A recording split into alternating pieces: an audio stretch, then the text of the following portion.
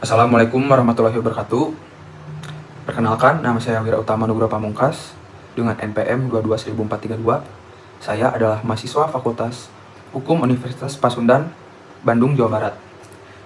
Pertama-tama saya berterima kasih kepada Bapak Alfi Pratama sebagai dosen pengampu dari mata kuliah Etika dan Tanggung Jawab Profesi kelas D. Di sini saya akan melaksanakan tugas yang keempat, yaitu tugas individu, yaitu dengan membacakan kode etik yang ada di dalam buku Etika Profesi Hukum dari Dr. Mardani. Di sini saya akan membacakan 4 kode etik, yaitu yang pertama kode etik hakim, yang kedua kode etik jaksa, yang ketiga kode etik kepolisian, yang keempat yaitu kode etik daripada notaris. Keputusan bersama Ketua Mahkamah Agung Republik Indonesia dan Ketua Komisi Yudisial Republik Indonesia nomor 047-KMA-SKB-4-2009 dan 02-SKB-P.KY-4-2009 tentang Kode Etik dan Pedoman Perilaku Hakim. Jakarta 2009, Kode Etik dan Perilaku Hakim. Kode Etik dan Perilaku Hakim. A. Pembukaan. Pengadilan yang mandiri, netral, atau tidak memihak, kompeten, transparan, akuntabel, dan berwibawa, yang mampu menegakkan wibawa hukum, pengayoman hukum, kepastian hukum, dan keadilan merupakan conditio sine qua non atau persyaratan mutlak dalam sebuah negara yang berdasarkan hukum. Pengadilan di luar pilar utama dalam penegakan hukum dan keadilan serta proses pembangunan peradaban bangsa. Tegaknya hukum dan keadilan serta penghormatan terhadap keluhuran nilai kemanusiaan menjadi prasyarat tegaknya martabat dan integritas negara. Dan hakim sebagai aktor utama atau figur sentral dalam proses peradilan senantiasa dituntut untuk mengasah kepekaan nurani, memelihara integritas, kecerdasan moral, dan meningkatkan profesionalisme dalam menegakkan hukum dan keadilan bagi rakyat banyak. Oleh sebab itu, semua wewenang dan tugas yang dimiliki oleh hakim harus dilaksanakan dalam rangka menegakkan hukum, kebenaran, dan keadilan tanpa pandang bulu, dengan tidak membeda-bedakan orang seperti diatur dalam lafal sumpah seorang hakim, di mana setiap orang sama kedudukannya di depan hukum dan hakim. Wewenang dan tugas hakim sangat besar itu menuntut tanggung jawab yang tinggi, sehingga putusan pengadilan yang diucapkan dengan irah-irah demi keadilan berdasarkan ketuhanan yang Maha Esa menunjukkan kewajiban menegakkan hukum. Kebenaran dan keadilan itu wajib dipertanggungjawabkan secara horizontal kepada semua manusia dan secara vertikal dipertanggungjawabkan kepada Tuhan yang Maha Esa. Untuk mewujudkan suatu pengadilan sebagaimana di atas, perlu diupayakan secara maksimal tugas pengawasan secara internal dan eksternal oleh Mahkamah Agung Republik Indonesia dan Komisi Yudisial Republik Indonesia. Wewenang dan tugas pengawasan tersebut diorientasikan untuk memastikan bahwa semua hakim sebagai pelaksana utama dari fungsi pengadilan itu berintegritas tinggi, jujur, dan profesional, sehingga memperoleh kepercayaan dari masyarakat dan pencari keadilan. Salah satu hal penting yang disorot masyarakat untuk mempercayai hakim adalah perilaku dari hakim yang bersangkutan, baik dalam menjalankan tugas yudisialnya maupun dalam kesehariannya. Sejalan dengan tugas dan wewenangnya itu, hakim dituntut untuk selalu menjaga dan menegakkan kehormatan, keluhuran martabat, serta etika dan perilaku hakim. Berdasarkan wewenang dan tugasnya sebagai pelaku fungsi pengadilan, berdasarkan wewenang dan tugasnya sebagai pelaku utama fungsi pengadilan, maka sikap hakim yang dilambangkan dalam Kartika, Cakra, Chandra, Sari, dan Tirta itu merupakan cerminan perilaku hakim yang harus senantiasa diimplementasikan dan direalisasikan oleh semua hakim dalam sikap dan perilaku hakim yang berlandaskan pada prinsip ketuhanan yang adil, yang Maha Esa, adil dan bijaksana, dan berwibawa, berbudi luhur, dan jujur. Ketakwaan kepada Tuhan yang Maha Esa yang melandasi prinsip-prinsip kode etik dan pedoman perilaku hakim ini bermakna pengalaman tingkah laku sesuai agama dan kepercayaan masing-masing menurut dasar kemanusiaan yang adil dan beradab. Ketakwaan kepada Tuhan yang Maha Esa ini akan mampu mendorong hakim untuk berperilaku baik dan penuh tanggung jawab sesuai ajaran dan tuntutan agama dan kepercayaan yang dianutnya. Kewajiban hakim untuk memelihara kehormatan dan keluhuran martabat serta perilaku hakim sebagaimana ditentukan dalam peraturan perundang-undangan harus diimplementasikan secara konkret dan konsisten baik dalam menjalankan tugas yudisialnya maupun di luar tugas yudisialnya. Sebab hal itu berkaitan erat dengan upaya penegakan hukum dan keadilan. Kehormatan adalah kemuliaan atau nama baik yang senantiasa harus dijaga dan dipertahankan dengan sebaik-baiknya oleh para hakim dalam menjalankan fungsi keadilan. Fungsi pengadilan. Kehormatan hakim itu terutama terlihat pada putusan yang dibuatnya dan pertimbangan yang melandasi atau keseluruhan proses pengambilan keputusan yang bukan saja berlandaskan peraturan perundang-undangan, tetapi juga rasa keadilan dan kearifan dalam masyarakat. Sebagaimana halnya kehormatan, keluhuran, martabat merupakan tingkat harkat kemanusiaan atau harga diri yang mulia yang sepatutnya tidak hanya dimiliki, tetapi harus dijaga dan dipertahankan oleh hakim melalui sikap, tindak, atau perilaku yang berbudi pekerti luhur. Hanya dengan sikap, tindak, atau perilaku yang berbudi pekerti luhur, itulah kehormatan dan keluhuran martabat hakim dapat dijaga dan ditegakkan. Kehormatan dan keluhuran martabat berkaitan erat dengan etika perilaku. Etika adalah kumpulan asas atau nilai yang berkenaan dengan mengenai benar dan salah yang dianut satu golongan atau masyarakat. Perilaku dapat diartikan sebagai tanggapan atau reaksi individu yang terwujud dalam gerakan atau sikap dan ucapan yang sesuai dengan apa yang dianggap pantas oleh kaidah-kaidah hukum yang berlaku. Etika berperilaku adalah sikap dan perilaku yang didasarkan kepada kematangan jiwa yang diselaraskan dengan norma-norma yang berlaku di dalam masyarakat. Implementasi terhadap kode etik dan pedoman perilaku hakim dapat menimbulkan kepercayaan atau ketidakpercayaan masyarakat kepada putusan pengadilan. Oleh sebab itu, hakim dituntut untuk selalu berperilaku yang berbudi pekerti luhur. Hakim yang berbudi pekerti luhur dapat menunjukkan bahwa profesi hakim adalah suatu kemuliaan atau officium nobile.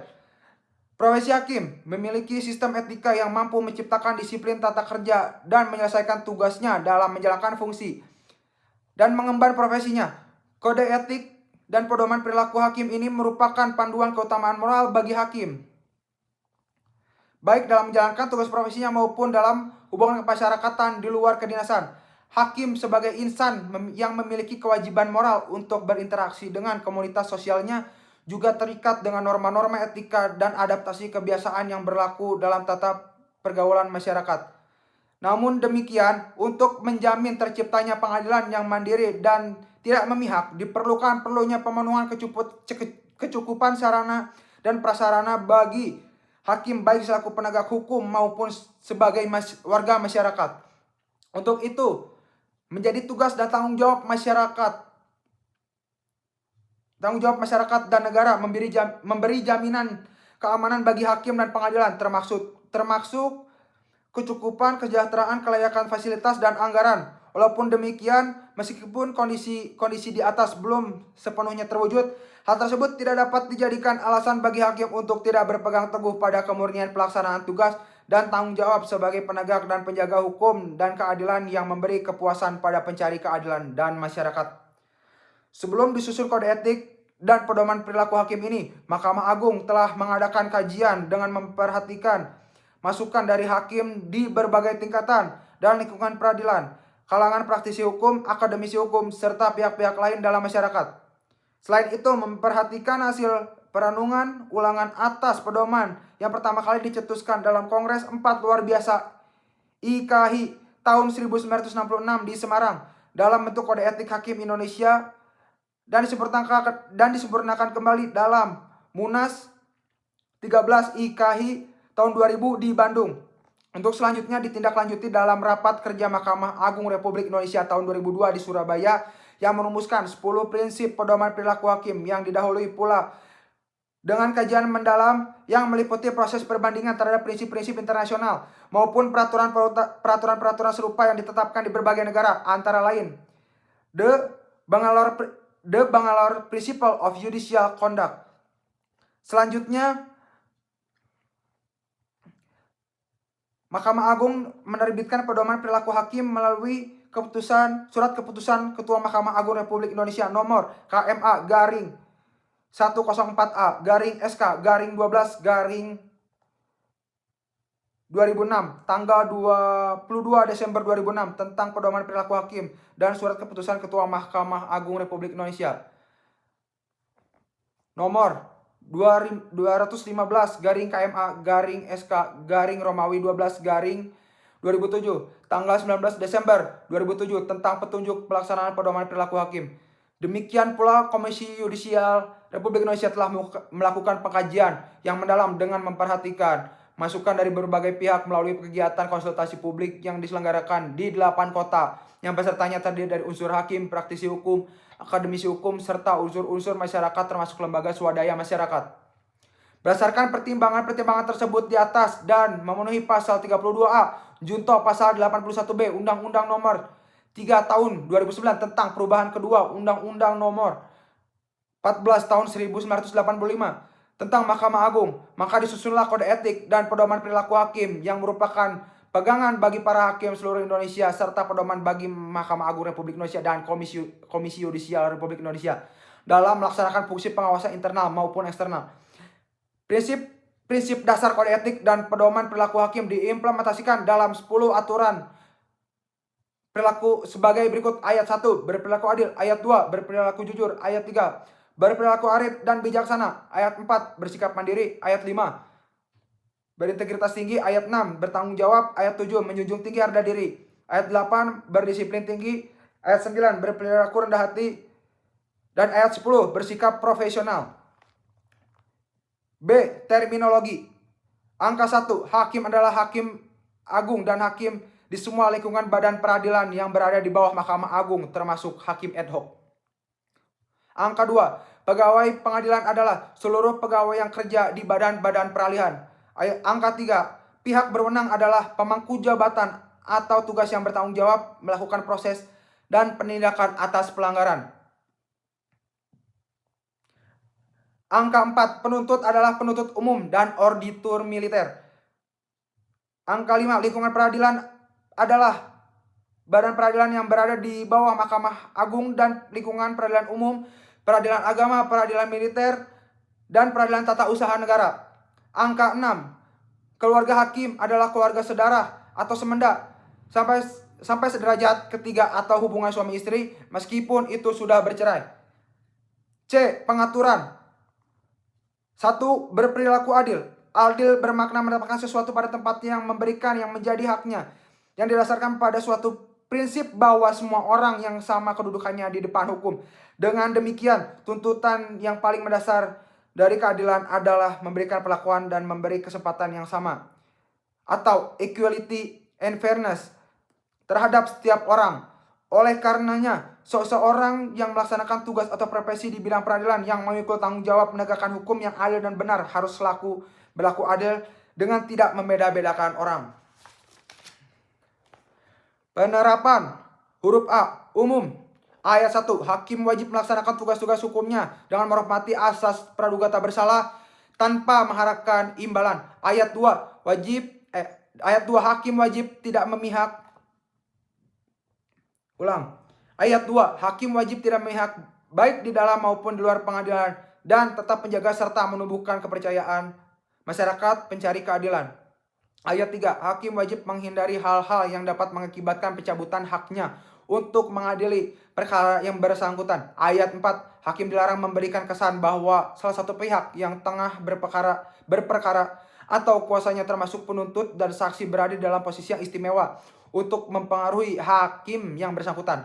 Ayat 5, hakim dalam menjalankan tugas yudisialnya dilarang menunjukkan rasa suka atau tidak suka, berkepihakan, prasangka, atau pelecehan terhadap suatu ras, jenis kelamin, agama, asal kebangsaan, perbedaan kemampuan fisik atau mental, usia, atau status sosial, ekonomi, maupun atas dasar kedekatan hubungan dengan pencari keadilan atau pihak-pihak yang terlibat dalam proses peradilan baik melalui perkataan maupun tindakan. Ayat 6, hakim dalam suatu proses persidangan wajib meminta kepada semua pihak yang terlibat proses persidangan untuk menerapkan standar perilaku sebagaimana dimaksud di dalam butir ayat 5. Ayat 7, hakim dilarang bersikap, mengeluarkan perkataan atau melakukan tindakan lain yang dapat menimbulkan kesan memihak, berprasangka, mengancam, atau menyudutkan para pihak atau kuasanya, atau saksi-saksi yang harus pula menerapkan standar perilaku yang sama-sama bagi advokat, penuntut, pegawai pengadilan, atau pihak lain yang tunduk pada arahan dan pengawasan hakim yang bersangkutan. Ayat 8. Hakim harus memberikan keadilan kepada semua pihak yang tidak beritikat semata-mata untuk menghukum. Ayat 9. Hakim dilarang menyuruh atau mengizinkan pegawai pengadilan atau pihak-pihak lain untuk mempengaruhi, mengarahkan, atau mengontrol jalannya sidang, sehingga menimbulkan perbedaan perlakuan terhadap para pihak yang terkait dengan perkara. Huruf B. Mendengarkan kedua belah pihak. Ayat 1. Hakim harus memberikan kesempatan yang sama kepada setiap orang, khususnya pencari keadilan atau kuasanya yang mempunyai kepentingan dalam suatu proses hukum di pengadilan. Ayat 2. Hakim tidak boleh berkomunikasi dengan pihak yang berperkara di luar persidangan kecuali dilakukan di dalam lingkungan gedung pengadilan demi kepentingan kelancaran persidangan yang dilakukan secara terbuka. Diketahui pihak-pihak yang berperkara tidak melanggar prinsip persamaan perlakuan dan ketidakberpihakan. 2. Berperilaku jujur.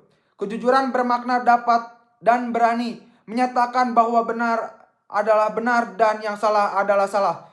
Kejujuran mendorong terbentuknya pribadi yang kuat dan membangkitkan kesadaran akan hakikat yang hak dan yang batil. Dengan demikian akan terwujud sikap pribadi yang tidak berpihak kepada setiap orang, baik dalam persidangan maupun di luar persidangan. Penerapan. Huruf A. Umum. Ayat 1. Hakim harus berperilaku jujur atau fair dalam menghindari perbuatan yang tercela atau yang dapat menimbulkan kesan tercela. Ayat 2. Hakim harus memastikan bahwa sikap, tingkah laku, dan tindakannya baik di dalam maupun di luar pengadilan selaku menjaga dan meningkatkan kepercayaan masyarakat penegak hukum lain serta para pihak berperkara sehingga tercermin sikap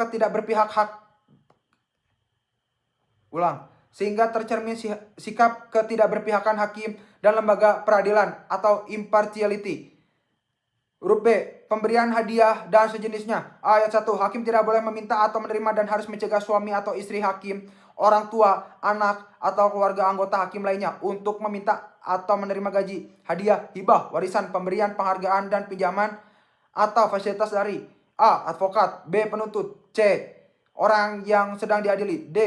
Pihak lain yang kemungkinan kuat akan diadili, E. Pihak yang memiliki kepentingan baik langsung maupun tidak langsung terhadap suatu perkara yang sedang diadili atau kemungkinan kuat akan diadili oleh hakim yang bersangkutan secara wajar atau reasonable, patut dianggap bertujuan untuk mengandung maksud untuk mempengaruhi hakim dalam menjalankan tugas peradilannya. Pengecualian dari butir ini adalah pemberian atau hadiah yang ditinjau dari segala keadaan, circumstances, tidak akan diartikan atau dimaksudkan untuk mempengaruhi hakim dalam pelaksanaan tugas-tugas peradilan, yaitu pemberian yang berasal dari saudara atau teman dalam kesempatan tertentu seperti perkawinan, ulang tahun, hari besar keagamaan, upacara adat, perpisahan, atau peringatan lainnya sesuai adat istiadat yang berlaku, yang nilainya tidak melebihi Rp500.000. Pemberian tersebut termasuk dalam pengertian hadiah sebagaimana dimaksud dengan gratifikasi yang diatur dalam Undang-Undang Tindak Pidana Korupsi. Ayat 2. Hakim dilarang menyuruh atau mengizinkan pegawai pengadilan atau pihak lain yang di bawah pengaruh, petunjuk, atau kewenangan hakim yang bersangkutan untuk meminta atau menerima hadiah, hibah, warisan, pemberian, pinjaman, atau bantuan apapun sehubungan dengan segala hal yang dilakukan atau akan dilakukan atau tidak dilakukan oleh hakim yang bersangkutan berkaitan dengan tugas atau fungsinya dari A. Advokat, B. Penuntut, C. Orang yang sedang diadili oleh hakim tersebut, D. Pihak lain yang kemungkinan kuat akan diadili oleh hakim tersebut, E. Pihak yang memiliki kepentingan baik langsung maupun tidak langsung terhadap suatu perkara yang sedang diadili atau kemungkinan kuat akan diadili oleh hakim yang bersangkutan, yang secara wajar patut diduga bertujuan untuk mempengaruhi hakim dalam menjalankan tugas peradilannya. Huruf C. Terima imbalan dan pengeluaran atau ganti rugi. Hakim dapat menerima dan atau kompensasinya biaya untuk kegiatan ekstrayudisial dari pihak yang tidak mempunyai konflik kepentingan sepanjang imbalan dan atau kompensasi tersebut tidak mempengaruhi pelaksanaan tugas-tugas yudisial dari hakim yang bersangkutan. Huruf D. Pencatatan dan pelaporan hadiah dan kekayaan. Ayat 1. Hakim wajib melaporkan secara tertulis gratifikasi yang diterima kepada Komisi Pemberantasan Korupsi atau KPK, Ketua Muda Pengawasan Mahkamah Agung, dan Ketua Komisi Yudisial paling lambat 30 hari kerja terhitung sejak tanggal gratifikasi tersebut diterima. Ayat 2. Hakim wajib menyerahkan laporan kekayaan kepada Komisi Pemberantasan Korupsi sebelum, selama, dan setelah menjabat, serta bersedia diperiksa kekayaannya sebelum, selama, dan setelah menjabat. 3. Berperilaku arif dan bijaksana. Arif dan bijaksana bermakna mampu bertindak sesuai norma-norma yang hidup dalam masyarakat, baik norma-norma hukum, norma-norma keagamaan, kebiasaan-kebiasaan maupun kesusilaan, dengan memperhatikan situasi dan kondisi pada saat itu, serta mampu memperhitungkan akibat dari tindakannya. Perilaku yang arif dan bijaksana mendorong terbentuknya pribadi yang berwawasan luas, mempunyai tenggang rasa yang tinggi, bersikap hati-hati, sabar, dan santun. Penerapan huruf A umum. Ayat 1. Hakim wajib menghindari tindakan tercela. Ayat 2. Hakim dalam hubungannya pribadinya dengan anggota profesi hukum lain yang secara teratur beracara di pengadilan wajib menghindari situasi yang dapat menimbulkan kecurigaan atau sikap keberpihakan. Ayat 3. Hakim dilarang mengadili perkara di mana anggota keluarga hakim yang bersangkutan bertindak mewakili atau suatu pihak yang berperkara atau sebagai pihak yang memiliki kepentingan dengan perkara tersebut. Ayat 4. Hakim dilarang mengizinkan tempat kediamannya digunakan oleh seorang anggota suatu profesi hukum untuk menerima klien atau menerima anggota-anggota lainnya dari profesi hukum tersebut. Ayat 5. Hakim dalam menjalankan tugas yudisialnya wajib terbebas dari pengaruh keluarga dan pihak ketiga lainnya. Ayat 6. Hakim dilarang menggunakan wibawa pengadilan untuk kepentingan pribadi, keluarga, atau pihak ketiga lainnya. Ayat 7. Hakim dilarang mempergunakan keterangan yang diperolehnya dalam proses peradilan untuk tujuan lain yang tidak terkait dengan wewenang dan tugas yudisialnya. Ayat 8. Hakim dapat membentuk atau ikut serta dalam organisasi para hakim atau turut serta dalam lembaga yang mewakili kepentingan para hakim. Ayat 9. Hakim berhak melakukan kegiatan ekstrayudisial sepanjang tidak mengganggu pelaksanaan tugas yudisial, antara lain menulis, memberi kuliah, mengajar, dan turut serta dalam kegiatan-kegiatan yang berkenaan dengan hukum, sistem hukum, ketata laksanaan, keadilan, atau hal-hal yang berkaitan dengannya. Huruf B. Pemberian pendapat atau keterangan kepada publik. Ayat 1. Hakim dilarang mengeluarkan pernyataan kepada masyarakat yang dapat mempengaruhi, menghambat, atau mengganggu berlangsungnya proses peradilan yang adil, independen, dan tidak memihak. Ayat 2. Hakim tidak boleh memberi keterangan atau pendapat mengenai substansi suatu perkara di luar proses persidangan pengadilan, baik perkara yang diperiksa atau diputusnya maupun perkara lain. Ayat 3. Hakim yang diberikan tugas resmi oleh pengadilan dapat menjelaskan kepada masyarakat tentang prosedur beracara di pengadilan atau informasi lain yang tidak berhubungan dengan substansi perkara di suatu perkara. Ayat 4. Hakim dapat memberikan keterangan atau menulis artikel dalam surat kabar atau terbitan berkala dan bentuk-bentuk kontribusi lainnya yang dimaksudkan untuk menginformasikan kepada masyarakat mengenai hukum atau administrasi peradilan secara umum yang tidak berhubungan dengan masalah substansi perkara tertentu. Ayat 5. Hakim tidak boleh memberikan keterangan, pendapat, komentar, kritik, atau pembenaran secara terbuka atas suatu perkara atau putusan pengadilan, baik yang belum maupun yang sudah mempunyai kekuatan hukum tetap dalam kondisi apapun. Ayat 6. Hakim tidak boleh memberi keterangan, pendapat, komentar, kritik, atau pembenaran secara terbuka atas suatu putusan pengadilan yang telah memiliki kekuatan hukum tetap, kecuali dalam forum ilmiah yang hasilnya tidak dimaksudkan untuk dipublikasikan yang dapat mempengaruhi putusan hakim dalam perkara lain. Huruf C. Kegiatan keilmuan, sosial kemasyarakatan, dan kepartaian. Ayat 1. Hakim dapat menulis, memberi kuliah, mengajar, dan berpartisipasi dalam kegiatan keilmuan atau supaya pencerahan mengenai hukum, sistem hukum, administrasi peradilan, dan non-hukum, selama kegiatan-kegiatan tersebut tidak dimaksudkan untuk memanfaatkan posisi hakim dalam membahas suatu perkara. Ayat 2. Hakim boleh menjabat sebagai pengurus dan atau anggota organisasi nirlaba yang bertujuan untuk perbaikan hukum, sistem hukum, administrasi peradilan, lembaga pendidikan, dan sosial kemasyarakatan, sepanjang tidak mempengaruhi sikap kemandirian hakim. Ayat 3. Hakim tidak boleh menjadi pengurus atau anggota dari partai politik secara terbuka, menyatakan dukungan terhadap salah satu partai politik, atau terlibat dalam kegiatan yang dapat menimbulkan persangkaan beralasan bahwa hakim tersebut mendukung suatu partai politik.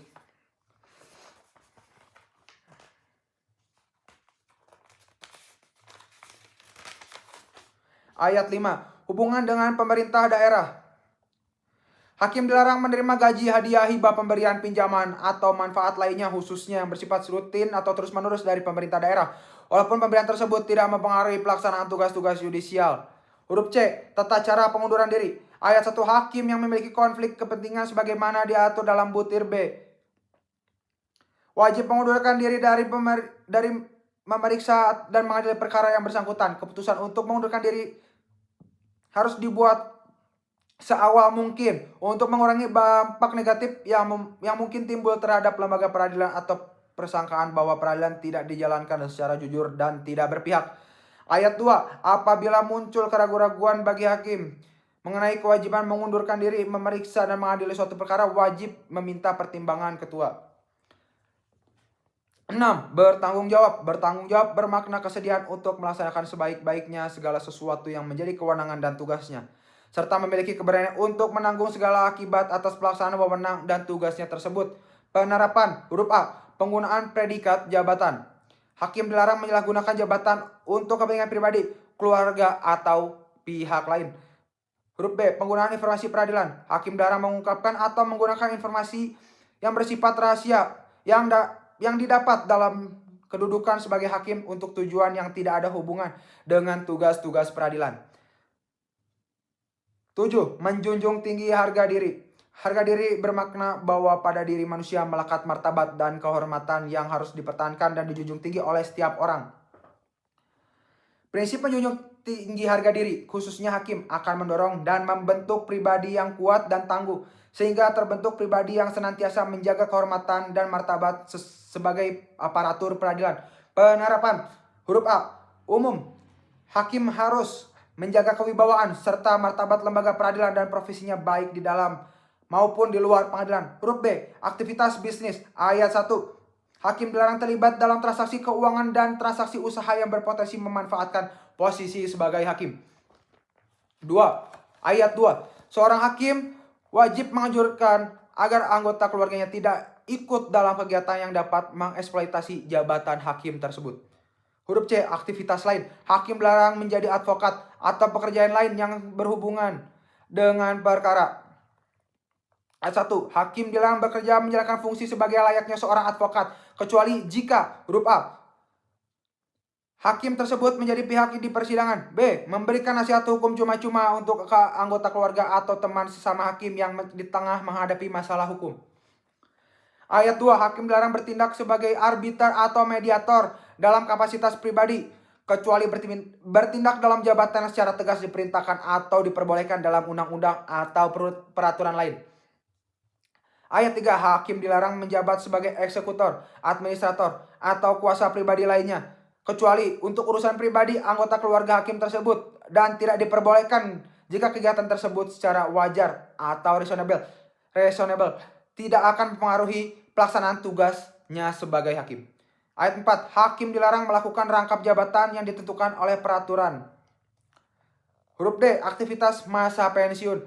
Mantan hakim dianjurkan dan sedapat mungkin tidak menjalankan pekerjaan sebagai advokat yang berpraktik di pengadilan, terutama di lingkungan peradilan tempat yang bersangkutan pernah menjabat, sekurang-kurangnya selama 2 tahun setelah memasuki masa pensiun atau berhenti sebagai hakim. 8. Berdisiplin tinggi. Disiplin bermakna ketaatan pada norma-norma atau kaidah-kaidah yang diyakini sebagai panggilan luhur untuk mengemban amanah serta kepercayaan masyarakat pencari keadilan. Disiplin tinggi akan mendorong terbentuknya pribadi yang tertib di dalam melaksanakan tugas, ikhlas dalam pengabdian, dan berusaha untuk menjadi teladan dalam lingkungannya, serta tidak menyalahgunakan amanah yang dipercayakan kepadanya. Penerapan. Huruf A. Hakim berkewajiban mengetahui dan mendalami secara melaksanakan tugas pokok sesuai dengan peraturan perundang-undangan yang berlaku, khususnya hukum acara, agar dapat menerapkan hukum secara benar dan dapat memenuhi rasa keadilan bagi setiap pencari keadilan. Huruf B. Hakim harus menghormati hak-hak para pihak dalam proses peradilan, berusaha mewujudkan pemeriksaan perkara secara sederhana, cepat, dan berbiaya ringan. Huruf C. Hakim harus membantu para pihak dan berusaha mengatasi segala hambatan dari tangan untuk mewujudkan peradilan yang sederhana, cepat, dan berbiaya ringan sesuai dengan peraturan perundang-undangan yang berlaku.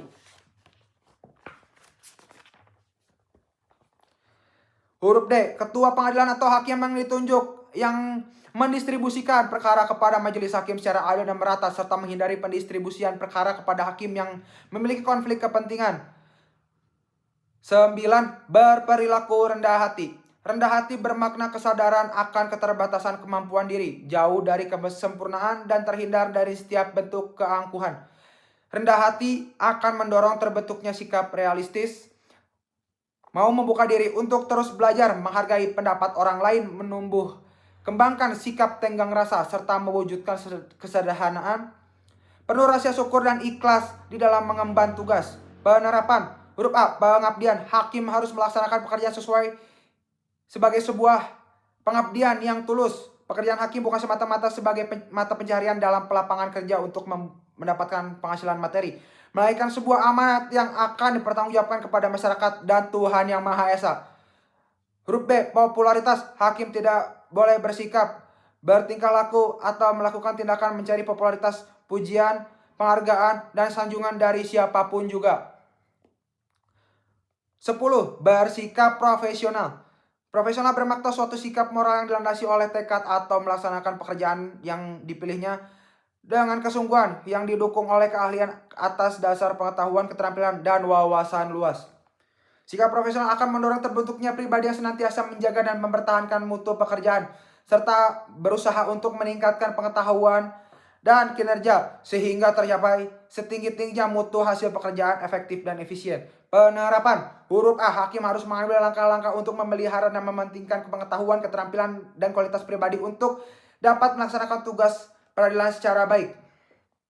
Huruf B. Hakim harus secara tekun melaksanakan tugas tanggung jawab administratif dan bekerja sama dengan para hakim dan pejabat pengadilan lain dalam menjalankan administrasi peradilan. Huruf C. Hakim wajib mengutamakan tugas yudisialnya di atas kegiatan yang lain secara profesional. Huruf D. Hakim wajib menghindari terjadinya kekeliruan dalam membuat keputusan atau mengabaikan fakta-fakta yang dapat menjerat terdakwa atau para pihak, atau dengan sengaja membuat pertimbangan yang menguntungkan terdakwa atau para pihak dalam mengadili suatu perkara yang ditanganinya. D. Penutup.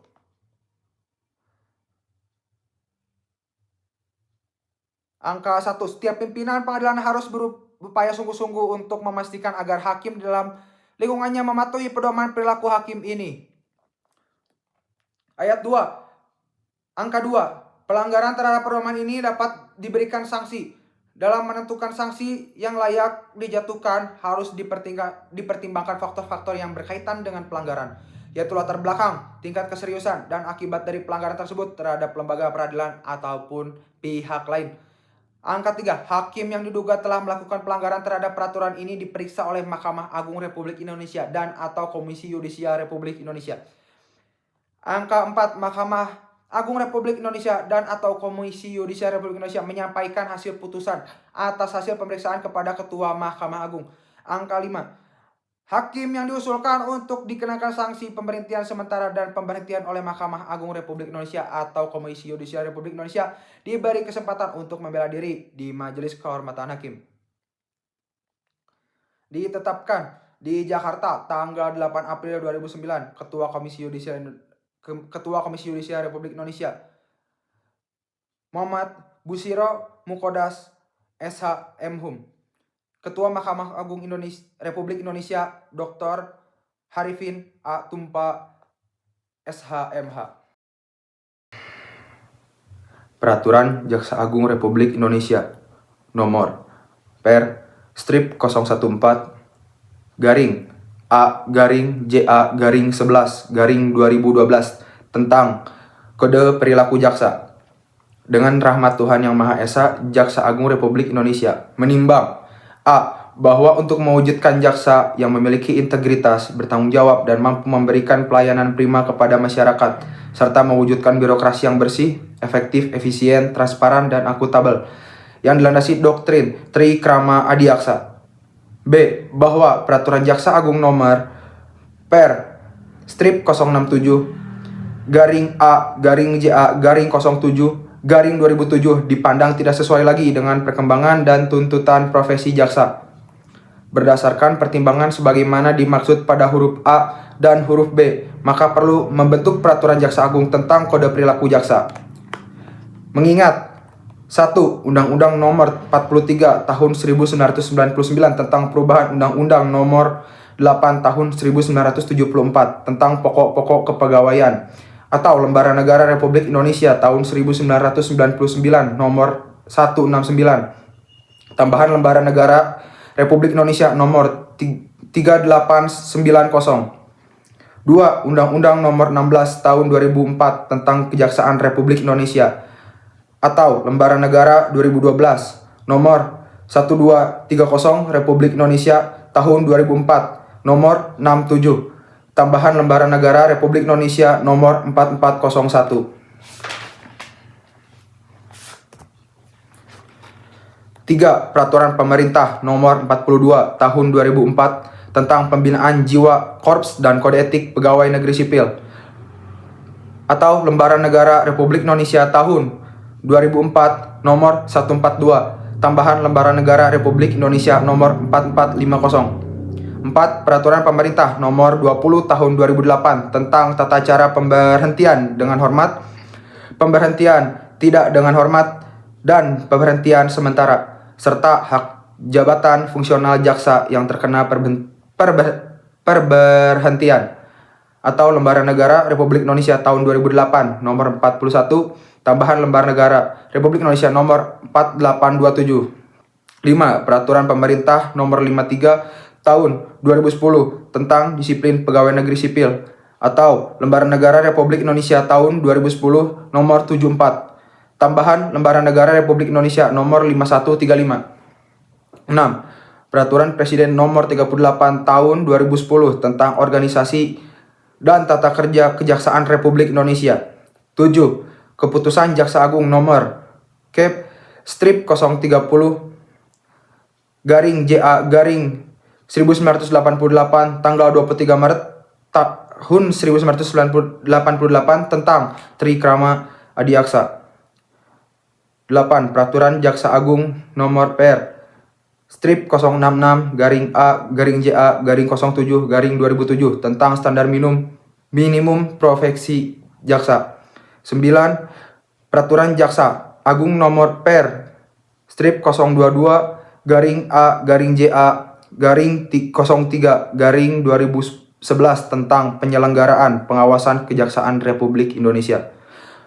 Memutuskan menetapkan Peraturan Jaksa Agung tentang Kode Perilaku Jaksa. Bab 1. Ketentuan Umum Pasal 1.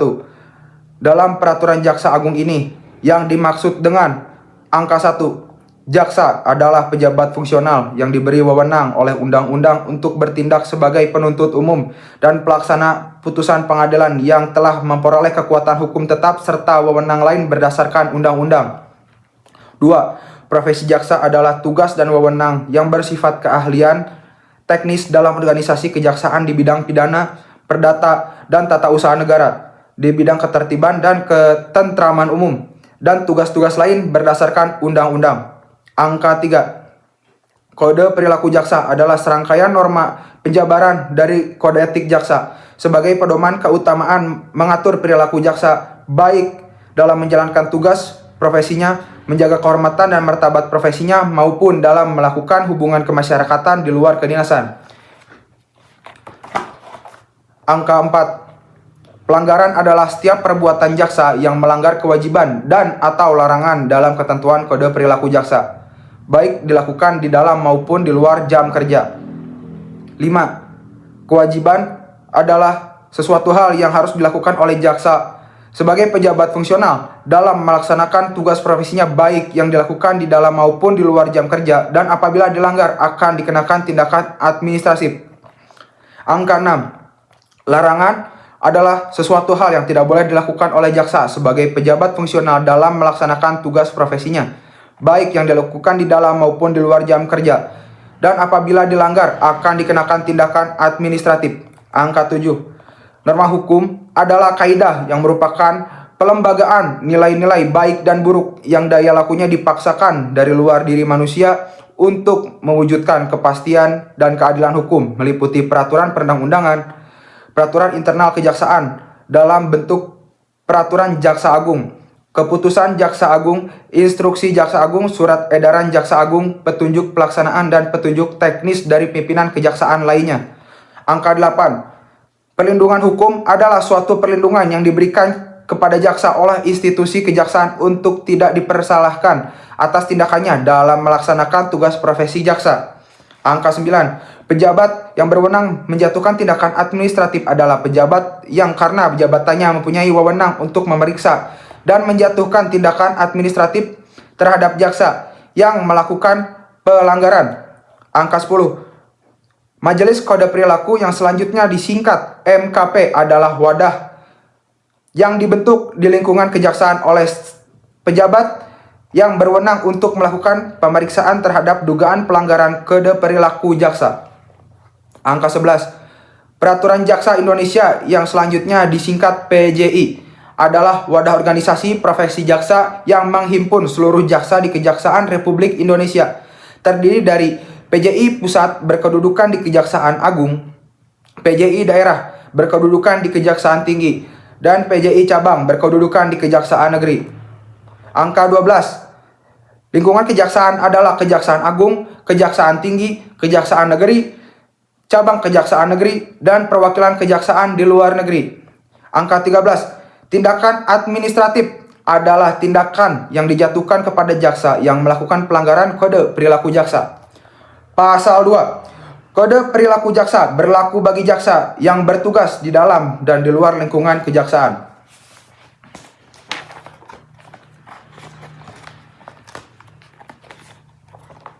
Bab 2. Perilaku jaksa. Bagian ke-1.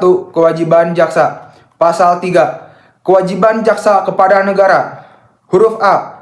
Setia dan taat kepada Pancasila dan Undang-Undang Dasar Negara Republik Indonesia tahun 1945. Huruf B. Bertindak berdasarkan peraturan perundang-undangan yang berlaku, mengindahkan norma agama, kesopanan, kesusilaan yang hidup dalam masyarakat, dan menjunjung tinggi hak asasi manusia. Dan huruf C. Melaporkan dengan segera kepada pimpinannya apabila mengetahui hal yang dapat membahayakan atau merugikan negara. Pasal 4. Kewajiban jaksa kepada institusi. Huruf A. Menerapkan doktrin Trikrama Adiaksa dalam melaksanakan tugas dan wewenangnya. Huruf B. Menjunjung tinggi sumpah dan atau janji jabatan jaksa. Huruf C. Menjalankan tugas sesuai dengan visi dan misi Kejaksaan Republik Indonesia. Huruf D. Melaksanakan tugas sesuai peraturan kedinasan dan jenjang kewenangan. Huruf E. Menampilkan sikap kepemimpinan melalui ketauladanan, keadilan, ketulusan, dan kewibawaan. Dan huruf F. Mengembangkan semangat dan keberagaman dan soliditas serta saling memotivasi untuk meningkatkan kinerja dengan menghormati hak dan kewajibannya. Pasal 5. Kewajiban jaksa kepada profesi jaksa. Huruf A. Menjunjung tinggi kehormatan dan martabat profesi dalam melaksanakan tugas dan kewenangannya dengan integritas profesional, mandiri, jujur, dan adil. Huruf B. Mengundurkan diri dari penanganan perkara apabila mempunyai kepentingan pribadi atau keluarga. Huruf C. Mengikuti pendidikan dan pelatihan sesuai dengan peraturan kedinasan. Huruf D. Meningkatkan ilmu pengetahuan, keahlian, dan teknologi serta mengikuti perkembangan hukum yang relevan dalam lingkup nasional dan internasional.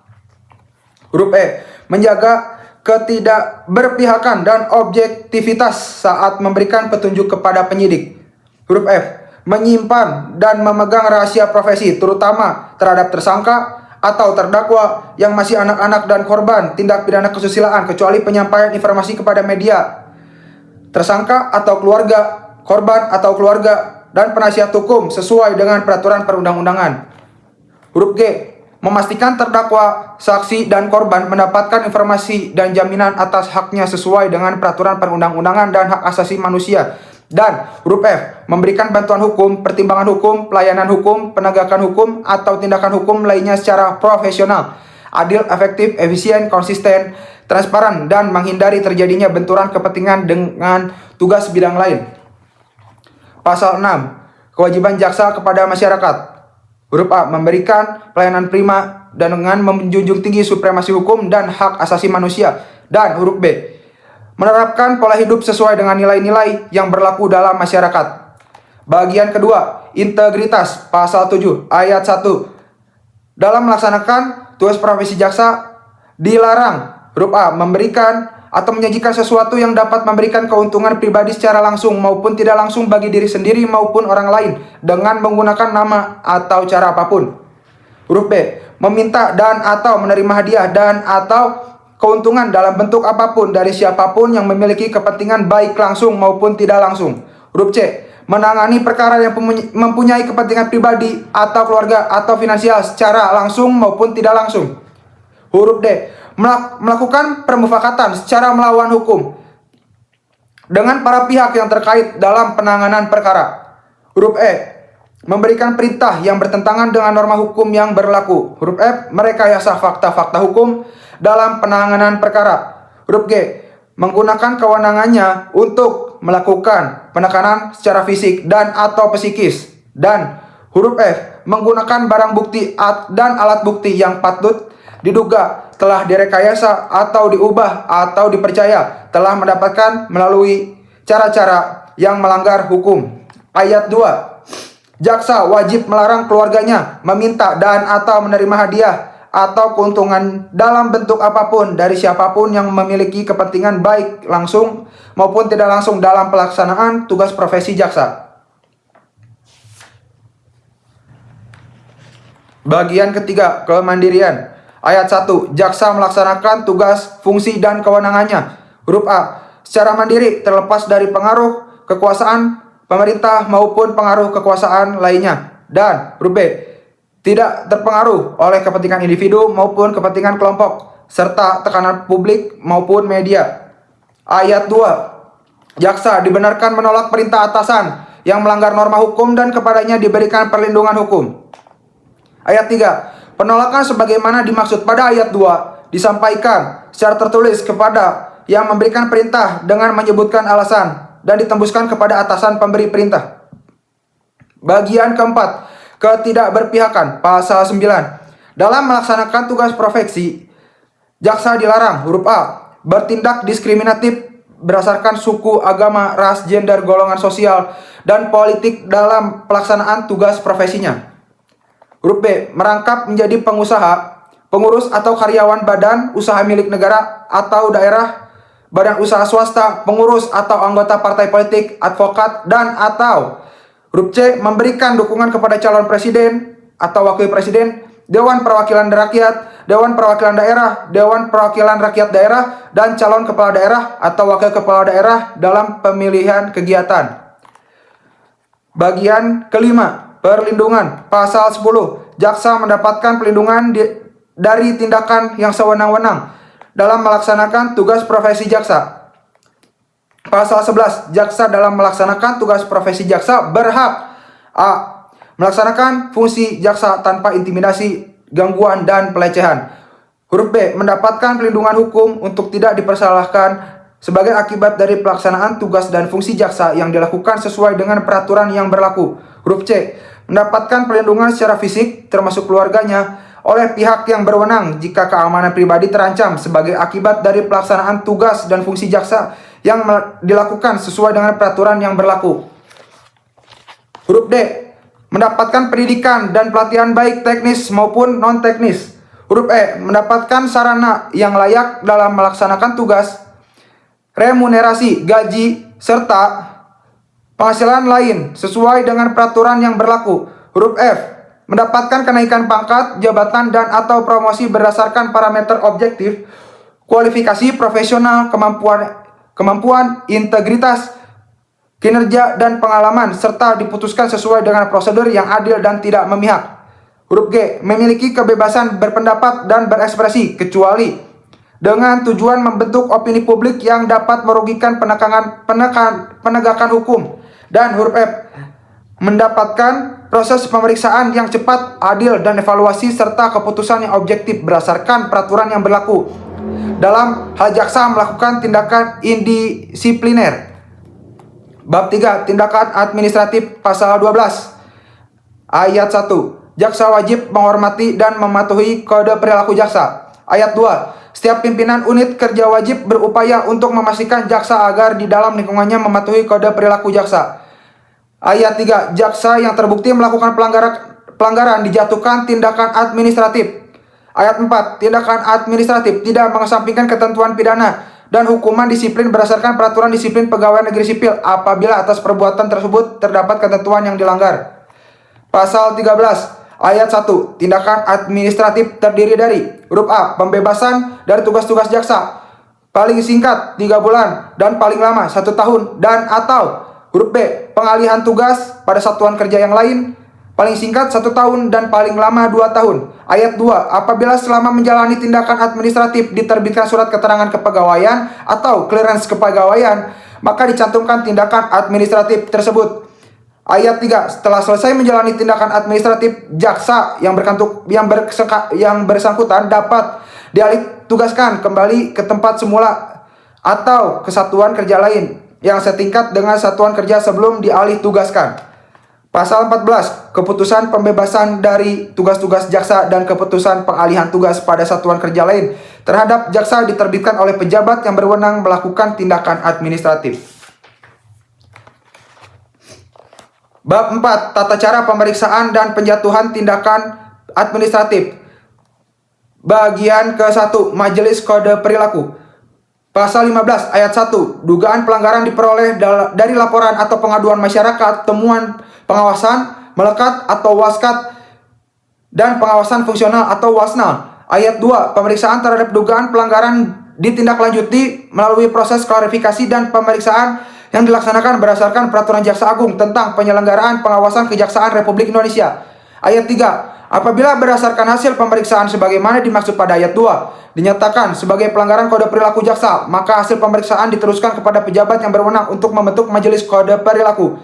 Pasal 16. Pejabat yang berwenang untuk membentuk majelis kode perilaku sebagai berikut. Huruf A. Jaksa Agung bagi jaksa yang menduduki jabatan struktural atau jabatan lain yang wewenang pengangkatan dan pemberhentiannya oleh Presiden. Huruf B. Para jaksa agung muda bagi jaksa yang bertugas di lingkungannya masing-masing pada Kejaksaan Agung. Huruf C.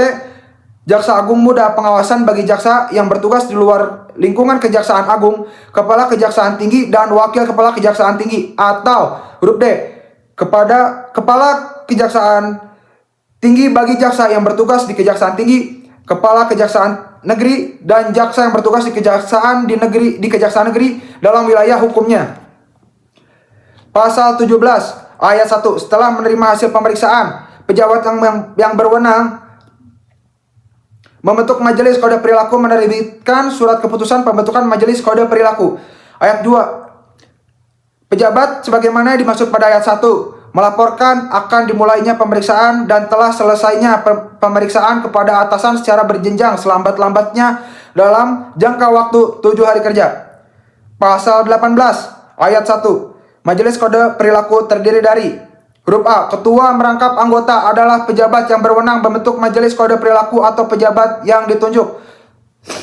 Huruf B. Sekretaris merangkap anggota adalah 1 orang pejabat struktural di lingkungan unit kerja yang bersangkutan berstatus jaksa yang jenjang kepangkatannya tidak lebih rendah dari jaksa yang akan diperiksa. Dan huruf C. Seorang anggota dari unsur PJI yang jenjang kepangkatannya tidak lebih rendah dari jaksa yang akan diperiksa. Ayat 2. Apabila dalam unit kerja yang bersangkutan pejabat sebagaimana dimaksud pada ayat 1 huruf B dan C tidak ada, pejabat yang berwenang untuk membentuk majelis kode perilaku meminta bantuan dari pimpinan unit kerja di atasnya untuk menunjuk pengganti yang memenuhi syarat.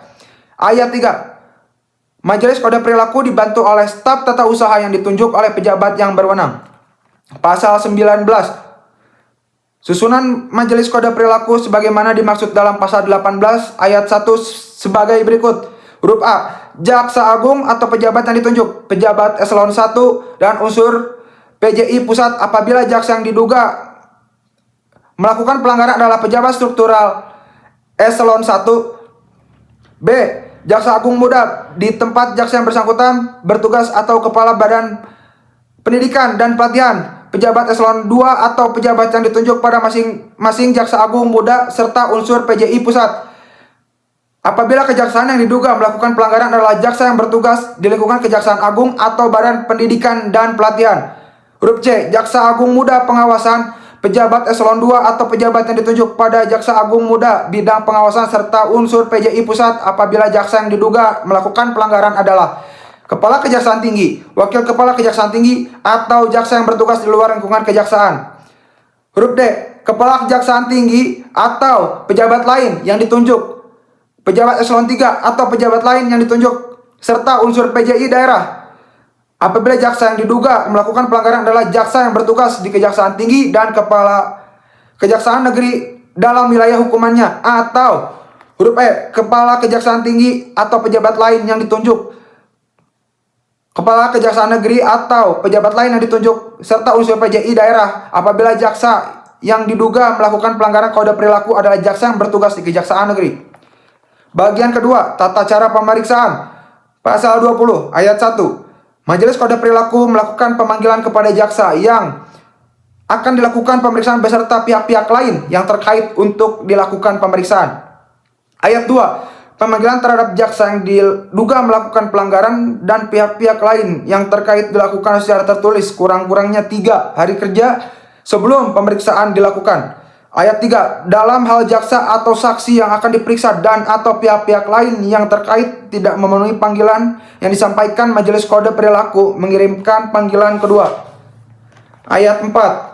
Apabila jaksa atau saksi yang bersangkutan atau pihak-pihak lain yang berkaitan tidak memenuhi panggilan selama 2 kali tanpa alasan yang sah, sidang pemeriksaan kode perilaku jaksa akan dilaksanakan tanpa hadirnya jaksa atau saksi yang bersangkutan. Ayat 5. Sidang pemeriksaan dilaksanakan di kantor satuan kerja di mana Majelis Kode Perilaku bertugas dan pemeriksaannya dilakukan secara tertutup. Pasal 21 ayat 1. Kode Majelis Perilaku. Ketua Majelis Kode Perilaku memimpin sidang pemeriksaan dan membacakan dugaan pelanggaran yang dilakukan oleh jaksa. Ayat 2. Dalam hal jaksa atau saksi yang dipanggil secara patut tidak hadir, maka Majelis Kode Perilaku mengambil keputusan berdasarkan alat bukti tentang terbukti atau tidaknya pelanggaran kode perilaku jaksa. Ayat 3. Jaksa yang diduga melakukan pelanggaran berhak menyampaikan pembelaan diri di hadapan Majelis Kode Perilaku. Pasal 22 ayat 1. Majelis Kode Perilaku berwenang memeriksa alat bukti, data, fakta, dan keterangan untuk membuktikan benar tidaknya dugaan pelanggaran tersebut yang dituangkan dalam putusan Majelis Kode Perilaku. Ayat 2. Dalam melakukan sidang pemeriksaan, Majelis Kode Perilaku dapat mendengar atau meminta keterangan dari pihak lain apabila dipandang perlu. Bagian ketiga, penjatuhan tindakan administratif. Pasal 23 ayat 1. Putusan Majelis Kode Perilaku diambil berdasarkan musyawarah dan mufakat. Ayat 2. Apabila putusan tidak dapat diambil berdasarkan musyawarah dan mufakat, maka putusan diambil berdasarkan suara terbanyak. Ayat 3. Putusan Majelis Kode Perilaku memuat pertimbangan, pendapat, dan pernyataan terbukti atau tidak terbukti melakukan pelanggaran. Ayat 4. Putusan dibacakan secara terbuka dengan atau tanpa kehadiran jaksa yang melakukan pelanggaran. Pasal 24 ayat 1. Dalam hal Majelis Kode Perilaku menyatakan jaksa terperiksa terbukti melakukan pelanggaran, maka akan dijatuhkan tindakan administratif. Ayat 2. Dalam hal Majelis Kode Perilaku menyatakan jaksa terperiksa tidak terbukti melakukan pelanggaran, maka nama baiknya direhabilitasi dan diumumkan. Pasal 25. Pemeriksaan yang dilaksanakan oleh Majelis Kode Perilaku diselesaikan dalam waktu paling lambat 30 hari. Pasal 26 ayat 1. Putusan Majelis Kode Perilaku bersifat mengikat yang dibuat dalam bentuk surat keputusan pejabat yang berwenang menjatuhkan tindakan administratif. Ayat 2. Putusan Majelis Kode Perilaku berlaku sejak tanggal ditetapkan dan dilaporkan secara berjenjang sesuai dengan peraturan kedinasan yang berlaku. Ayat 3. Putusan Majelis Kode Perilaku harus sudah diterima oleh jaksa yang bersangkutan selambat-lambatnya 7 hari kerja setelah putusan ditetapkan. Ayat 4. Jaksa Agung Muda pengawasan dapat melakukan peninjauan kembali terhadap putusan Majelis Kode Perilaku di daerah jika terdapat dugaan fakta yang terbukti tidak sebanding dengan tindakan administratif yang dijatuhkan. Pasal 27 ayat 1. Jaksa yang melakukan beberapa pelanggaran secara berturut-turut sebelum dilakukan pemeriksaan hanya dapat dijatuhi satu jenis tindakan administratif. Ayat 2. Jaksa yang pernah terbukti melakukan pelanggaran kemudian melakukan pelanggaran yang sifatnya sama dijatuhi tindakan administratif yang lebih berat dari yang pernah dijatuhkan kepadanya. Bab 5. Ketentuan lain-lain. Pasal 28 ayat 1. Pemeriksaan dan penindakan terhadap perilaku jaksa dalam melaksanakan tugas profesinya maupun dalam melakukan hubungan kemasyarakatan di luar kedinasan menggunakan peraturan ini. Ayat 2. Apabila berdasarkan hasil pemeriksaan sebagaimana ayat 1 ditemukan adanya pelanggaran ketentuan pidana dan atau peraturan disiplin, maka pejabat yang berwenang harus menindaklanjuti sesuai dengan peraturan yang berlaku. Bab 6. Ketentuan penutup. Pada saat peraturan jaksa ini mulai berlaku, peraturan Jaksa Agung nomor per strip 67 garing A garing JA garing 07 garing 2007 tentang kode perilaku jaksa dicabut dan dinyatakan tidak berlaku. Pasal 30. Petunjuk pelaksanaan dan atau petunjuk teknis peraturan Jaksa Agung ini dapat dibentuk oleh Jaksa Agung Muda Pengawasan. Pasal 31. Peraturan Jaksa Agung ini mulai berlaku pada tanggal diundangkan agar setiap orang mengetahuinya. Memerintahkan pengundangan peraturan Jaksa Agung ini dengan penempatannya dalam Berita Negara Republik Indonesia. Ditetapkan di Jakarta pada 13 November 2012. Jaksa Agung Republik Indonesia Basrip Arif diundangkan di Jakarta pada 10 Desember 2012. Menteri Hukum dan Hak Asasi Manusia Republik Indonesia Amir Syamsuddin. Peraturan Kepala Kepolisian Negara Republik Indonesia Nomor Polisi 7 Tahun 2006 tentang Kode Etik Profesi Kepolisian Negara Republik Indonesia. Dengan rahmat Tuhan Yang Maha Esa, Kepala Kepolisian Negara Republik Indonesia menimbang bahwa untuk melaksanakan ketentuan pasal 34 ayat 3 Undang-Undang Nomor 2 Tahun 2002 tentang Kepolisian Negara Republik Indonesia perlu ditetapkan Peraturan Kepala Kepolisian Negara Republik Indonesia tentang Kode Etik Profesi Kepolisian Negara Republik Indonesia, mengingat Undang-Undang Nomor 2 Tahun 2002 tentang Kepolisian Republik Indonesia. Lembaran Negara Republik Indonesia tahun 2002 Nomor 2 tambahan Lembaran Negara Nomor 4168 memutuskan menetapkan Peraturan Kepala Kepolisian Negara Republik Indonesia tentang Kode Etik Profesi Kepolisian Negara Republik Indonesia. Bab 1. Ketentuan Umum. Pasal 1. Dalam peraturan ini yang dimaksud dengan angka 1 anggota Kepolisian Negara Republik Indonesia yang selanjutnya disebut anggota Polri adalah pegawai negeri pada Kepolisian Negara Republik Indonesia. Angka 2. Kode etik profesi Polri adalah norma-norma atau aturan-aturan yang merupakan kesatuan landasan etik atau filosofis dengan peraturan perilaku maupun ucapan mengenai hal-hal yang diwajibkan, dilarang, atau tidak patut dilakukan oleh anggota Polri. Angka 3. Etika profesi Polri adalah kristalisasi nilai-nilai tribrata yang dilandasi dan dijiwai oleh Pancasila serta mencerminkan jati diri setiap anggota Polri dalam wujud komitmen moral yang meliputi etika kepribadian, kenegaraan, kelembagaan, dan hubungan dengan masyarakat. Angka 4. Profesi kepolisian adalah profesi yang berkaitan dengan tugas kepolisian baik di bidang operasional maupun di bidang pembinaan sebagaimana dimaksud dalam Undang-Undang Nomor 2 Tahun 2002 tentang Kepolisian Negara Republik Indonesia. Angka 5. Pembinaan profesi adalah pembinaan anggota Polri yang diselenggarakan melalui pendidikan dan pelatihan secara penugasan secara berjenjang di bidang teknis kepolisian. Angka 6. Etika kepribadian adalah sikap moral anggota Polri terhadap profesinya didasarkan pada panggilan ibadah sebagai umat beragama. Angka 7. Etika kenegaraan adalah sikap moral anggota Polri yang menjunjung tinggi landasan ideologis dan konstitusional Negara Republik Indonesia, yaitu Pancasila dan Undang-Undang Dasar Negara Republik Indonesia tahun 1945.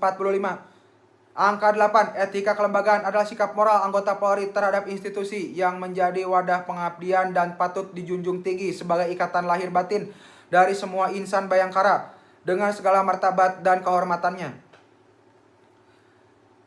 Angka 9. Etika dalam hubungan dengan masyarakat adalah sikap moral anggota Polri yang senantiasa memberikan pelayanan terbaik kepada masyarakat. Angka 10. Komisi Kode Etik Polri adalah suatu wadah yang dibentuk di lingkungan Polri bertugas melaksanakan pemeriksaan dalam persidangan pelanggaran kode etik profesi Polri serta pelanggaran lain sebagaimana diatur dalam peraturan perundang-undangan. Bab 2. Etika Profesi Polri bagian ke-1 Ruang lingkup pasal 2. Ruang lingkup pengaturan kode etik profesi Polri mencakup huruf A. Etika kepribadian, huruf B. Etika kenegaraan, huruf C. Etika kelembagaan, huruf D. Etika dalam hubungan dengan masyarakat.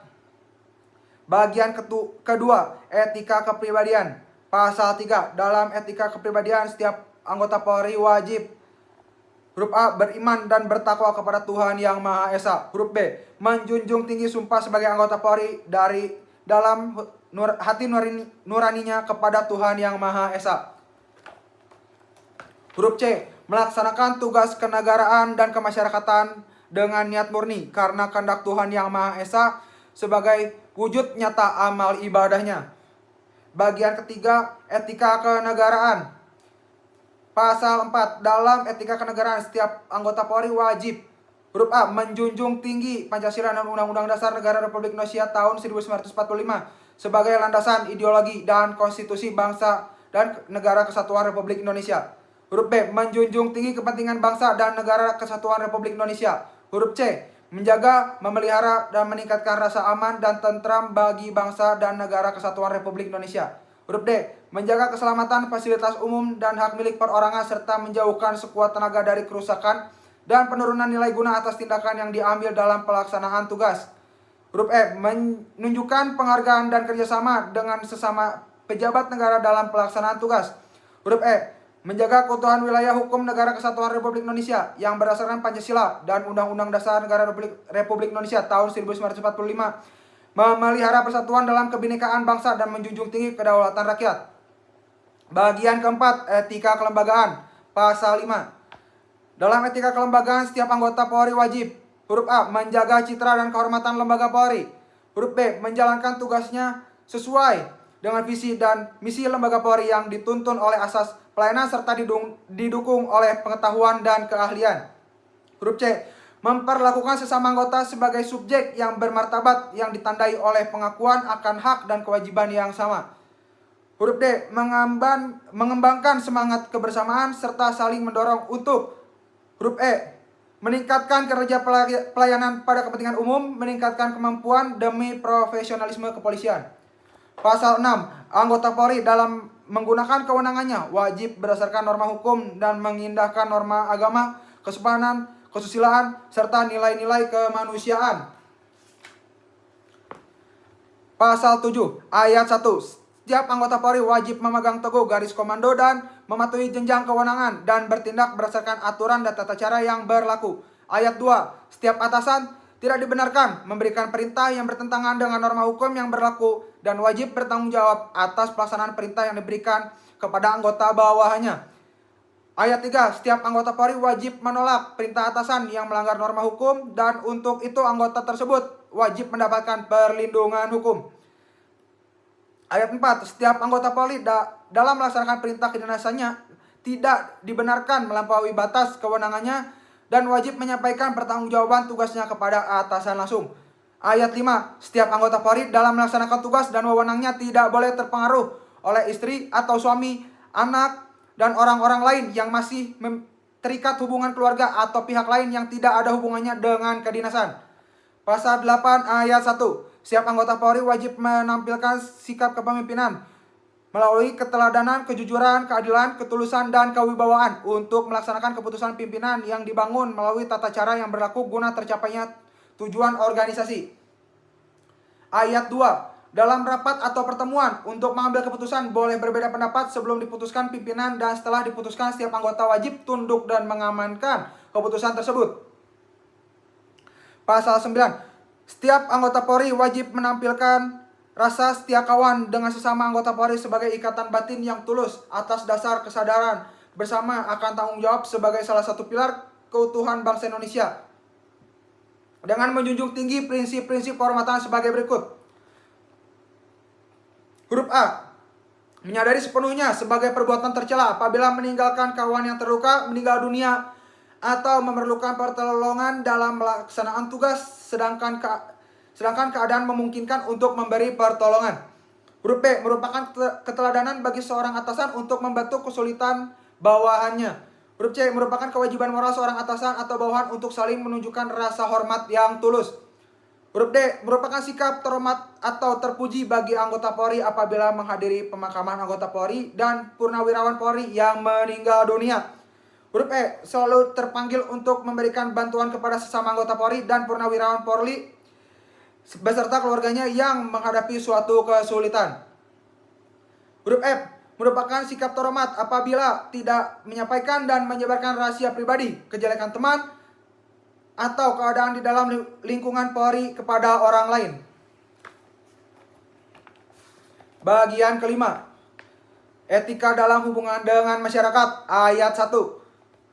Dalam etika hubungan dengan masyarakat, anggota Polri wajib A. Menghormati harkat dan martabat manusia melalui penghargaan serta perlindungan terhadap hak asasi manusia. B. Menjunjung tinggi prinsip kebebasan dan kesamaan bagi semua warga negara. C. Menghindarkan diri dari perbuatan tercela dan menjunjung tinggi nilai kejujuran, keadilan, dan kebenaran demi pelayanan pada masyarakat. Huruf D. Menegakkan hukum demi menciptakan tertib sosial serta rasa aman publik. E. Meningkatkan mutu pelayanan pada masyarakat. F. Melakukan tindakan pertama kepolisian sebagaimana yang diwajibkan dalam petugas kepolisian, baik sedang bertugas maupun di luar dinas. Ayat 2. Anggota Polri wajib menghindarkan diri dari perbuatan tercela yang dapat merusak kehormatan profesi dan organisasinya, serta menjunjung tinggi nilai kejujuran, keadilan, dan kebenaran demi pelayanan pada masyarakat sebagaimana dimaksud pada huruf ayat 1. Pada ayat 1 huruf C. Dengan senantiasa. Huruf A. Memberikan keterangan yang benar dan tidak menyesatkan. Huruf B. Tidak melakukan pertemuan di luar pemeriksaan dengan pihak-pihak yang terkait dengan perkara. Huruf C. Bersikap ikhlas dan ramah menjawab pertanyaan-pertanyaan tentang perkembangan penanganan perkara yang ditanganinya kepada semua pihak yang terkait dengan perkara pidana yang dimaksud sehingga diperoleh kejelasan tentang penyelesaiannya. Huruf D. Tidak boleh menolak permintaan pertolongan atau bantuan dari masyarakat dengan alasan bukan wilayah hukumnya. Huruf E. Tidak mencari-cari kesalahan masyarakat. Huruf F. Tidak menyebarkan berita yang dapat meresahkan masyarakat. Huruf G. Tidak mengeluarkan ucapan atau isyarat yang bertujuan untuk mendapatkan imbalan atas pelayanan yang diberikan kepada masyarakat. Bab 3. Penegakan kode etik profesi. Ayat 1. Sidang Komisi Kode Etik Polri dilakukan terhadap pelanggaran. Huruf A. Kode etik profesi Polri sebagaimana dimaksud dalam peraturan ini. Huruf B. Pasal 12, Pasal 13, Pasal 14 Peraturan Pemerintah Nomor 1 Tahun 2003 tentang pemberhentian anggota Polri serta Pasal 13 Peraturan Pemerintah Nomor 2 Tahun 2003 tentang peraturan disiplin anggota Polri. Ayat 2. Anggota Polri yang melakukan pelanggaran kode etik sebagaimana dimaksud pada ayat 1 huruf A dikenakan sanksi berupa